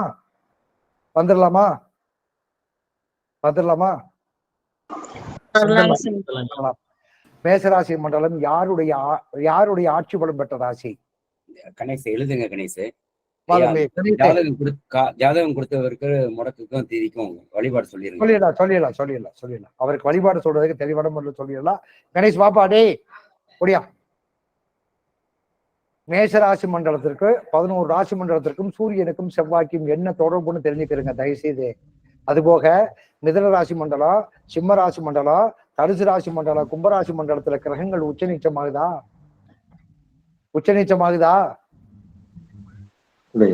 இல்லைங்க. ஏன் ஆகலைன்னு யாருக்காவது தெரியுமா?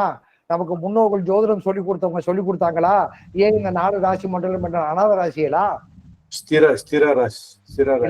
இல்ல, தெரியாது. இது வரைக்கும் யாரும் சொல்லல. ஏன் அந்த ராசி மண்டலம் ஏன் வரல? அந்த ராசி மண்டலத்துல ஏன் ராகு கேதுகள் இருக்குது யாருக்காவது தெரியுமான்னு கேட்டீங்கன்னா தெரியாது. மிதுனராசி மண்டலத்துல வந்து உச்சப்பலன் வந்து மிதுனராசி மண்டலத்துல உச்ச நீச்சம் இல்ல. அங்க எந்த நட்சத்திரம் இருக்கு? ராகுடைய நட்சத்திரம் என்ன நட்சத்திரம் இருக்கு? திருவாதிரை. சரி, சிம்மராசி மண்டலம் கிரகங்கள் உச்ச நீச்சமாகுதா? இல்லங்க சார். அங்க கேதுடைய நட்சத்திரம் என்ன நட்சத்திரம் இருக்கு? மகம். தனுசு ராசி மண்டலத்துல கிரகங்கள் உச்ச நீச்சமாகுதா? இல்லைங்க. அங்க என்ன நட்சத்திரம்? கேது நட்சத்திரம் என்ன நட்சத்திரம்? கும்பராசி மண்டல கிரகம் உச்ச நீச்சமாகுதா? இல்லைங்க. அங்க ராகுடைய நட்சத்திரம் இருக்கா? சதயம் இருக்குங்க. அப்ப ராகு இந்த ராகு கேதுக்கும் கிரகங்கள் உச்ச நீச்சமாகாத இடத்திற்கும் ஒரு ஏதோ ஒரு வகையில மர்மமான விஷயங்கள் இருக்கா. இந்த திருமண பொருத்தம் பார்க்கும் பொழுதே இந்த ராகு கேதுகள் இந்த நாடு ராசி மண்டலத்தை வச்சு பார்த்தா தான் ராகு கேது தோசா. சும்மா லக்கணத்துக்கு 7ஆம் இடத்துலயே 2ல் 8ல் இருந்தாலும் ராகு கேது தோசா. ராகு கேதுக்குள்ள இருந்தா காலசர்ப்ப தோஷம் சொல்றதெல்லாம் ஜோதிடத்தினுடைய அறியாமை என்பதை நான் ஆணித்தரமா சொல்லுவேன். ஜோதிடத்தினுடைய அறியாமை என்பதை நான் ஆணித்தரமா சொல்லுவேன். சரிப்பா, கொடுப்பா. தண்டபாணி டி பாலா அபி 2 பேரும் மியூட் ஓபன் பண்ணா அடுத்த செகண்ட் மியூட் பண்ணிடணும் நீங்க, இல்லைன்னா கண்டிப்பா குரூப் விட்டு வெளியாக்கிடுவேன். அதை அழிச்சிடு. 2 பேருக்கும் வார்னிங்கா சொல்றேன், மியூட் ஓபன் பண்ணீங்கன்னா அடுத்த செகண்ட் மியூட் பண்ணிடணும். பண்ணலைன்னா குரூப் விட்டு நிரந்தரமா வெளியேற்றிடுவோம், பாத்துக்கோ. மேசராசி மண்டலம் யாருடைய ஆட்சி பலம் பெற்ற ராசி? செவ்வாய். சரி, செவ்வாய் ஆட்சி பலம் பெற்ற ராசி. அங்கே சூரியனுடைய நட்சத்திரம் ஒண்ணு இருக்கு, தெரியுமா? கார்த்திகைங்க ஐயா. சூரியனுடைய நட்சத்திரம்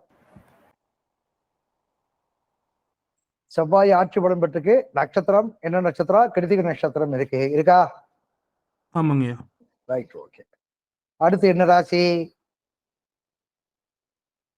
மேஷத்துக்கு அடுத்த ராசி என்ன ராசி? ரிஷபம். ரிஷபத்துல சூரியனுடைய நட்சத்திரம் இருக்கா? கிருத்திகை நட்சத்திரம் 2ஆம் பாதம் 3ஆம் பாதம் 4ஆம் பாதம் சூரியனுடைய நட்சத்திரம் இருக்கா? அதுக்கு அடுத்து மிருகசீஷ நட்சத்திரம் 1ஆம் பாதம் 2ஆம் பாதம் செவ்வாயுடைய நட்சத்திரம் ரிஷபராசி மண்டலத்துக்கு இருக்கா? இருக்கு. எழுதிக்கிறங்க, இது உங்களுக்கு கண்டிப்பா யூஸ் ஆகும். அதுக்கு அடுத்து மிருகராசி மண்டலத்துல செவ்வாயுடைய நட்சத்திரம் இருக்கா இல்லையா? மிருகசீரிஷம் வருதுங்க. இருக்கு. இப்ப கடக ராசியில சூரியனுடைய நட்சத்திரமும் செவ்வாயுடைய நட்சத்திரமா இருக்கா இல்லையான்னு பாருங்க.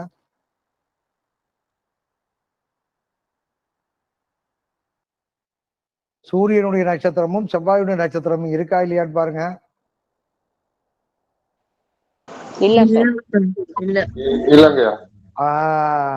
இது மோட்ச ராசி மண்டலமாக இருக்கின்ற காரணத்தினால் செவ்வாய் இங்க என்ன ஆகுறாரு?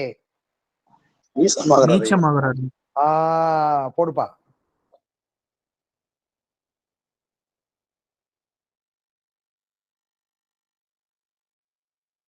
அதுக்கு அடுத்து உங்களுக்கு சிம்மராசி மண்டலத்துல யாருடைய வீடு அது? சிம்மராசி மண்டலம் சூரியனுடைய வீடு. அங்க நட்சத்திரம் சூரியனுடைய நட்சத்திரம் இருக்கா இல்லையா? இருக்குங்க ஐயா. உத்தரம். Right, okay. அடுத்து கன்னிராசி மண்டலத்துல சூரியனுடைய நட்சத்திரமும் செவ்வாயுடைய நட்சத்திரமும் இருக்குதா? உத்திரம் இருக்கு. உத்தரம் இருக்கு. அதுக்கப்புறம் செவ்வாயுடைய நட்சத்திரம் சித்திரை இருக்கு ஐயா. சித்திரை இருக்கா? இருக்கு. அதுக்கு அடுத்து துலாம் ராசி மண்டலத்துல செவ்வாயுடைய நட்சத்திரம் இருக்கா? சித்திரை இருக்கு ஐயா. அங்கே சூரிய பகவான் என்ன ஆகுறாரு?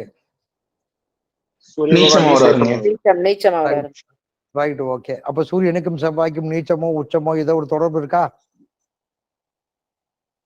இருக்கா இல்லையா?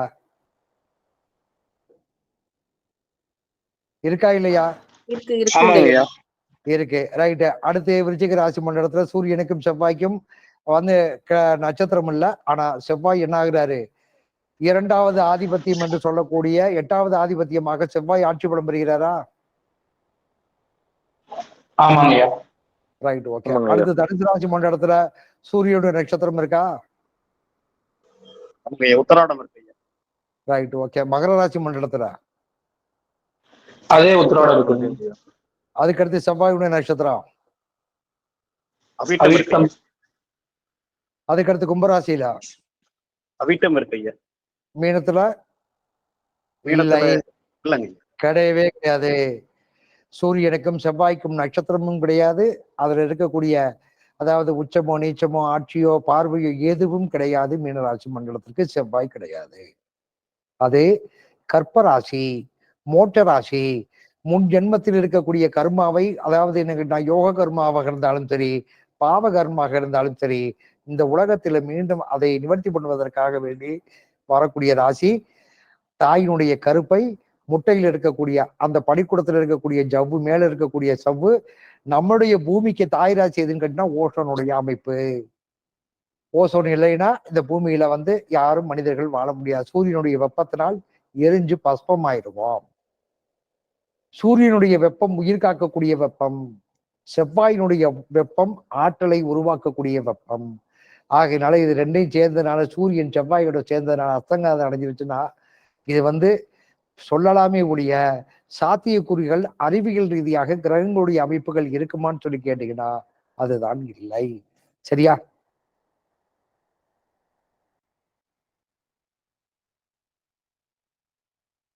சரியா?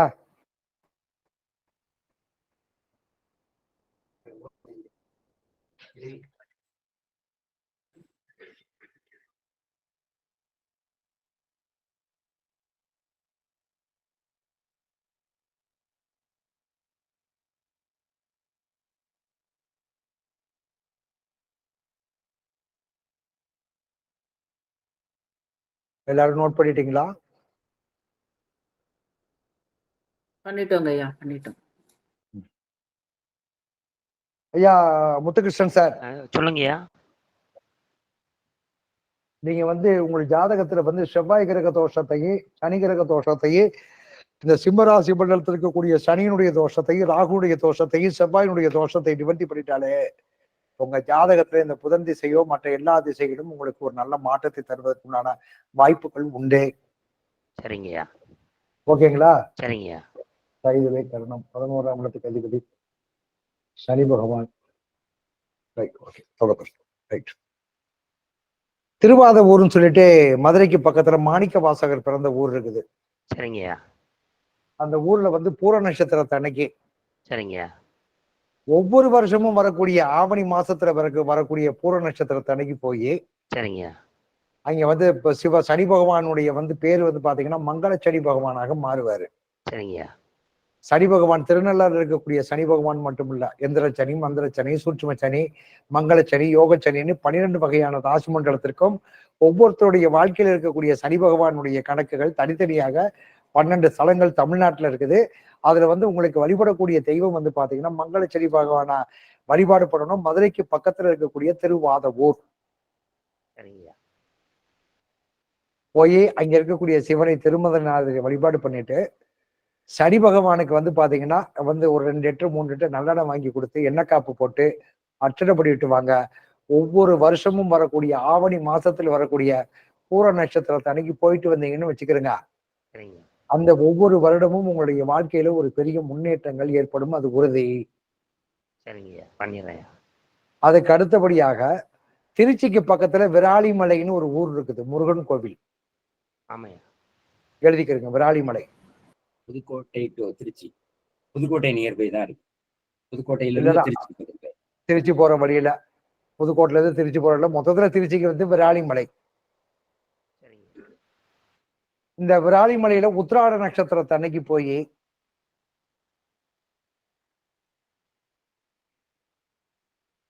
எழுதுறீங்களா? எழுதுறேன். உத்திராட நட்சத்திரத்தன்னைக்கு போய் உங்க வயசுக்கு தகுந்த மாதிரி எலுமிச்சம்பழம் மாலை வாங்கி முருகனுக்கு சாத்திட்டு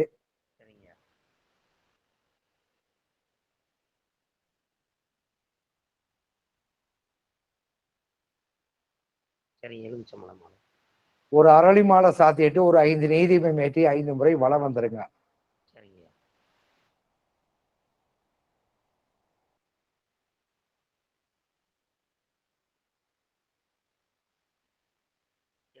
எழுதியாச்சா?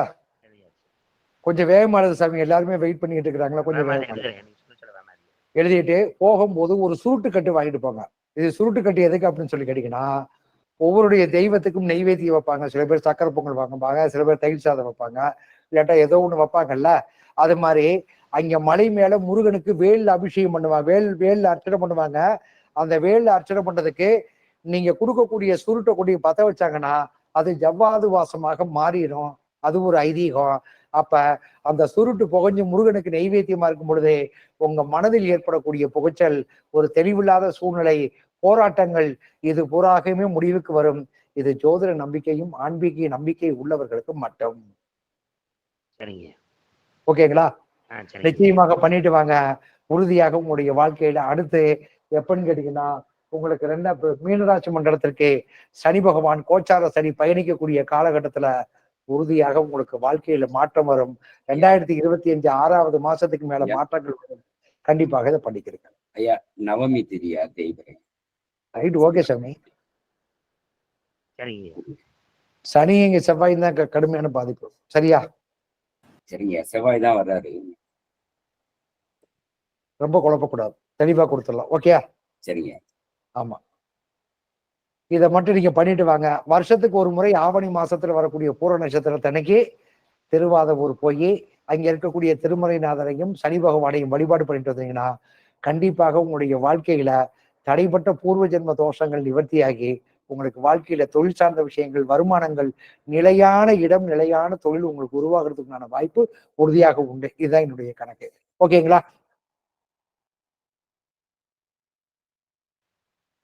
சரிங்க. உங்களுடைய குடும்பத்துல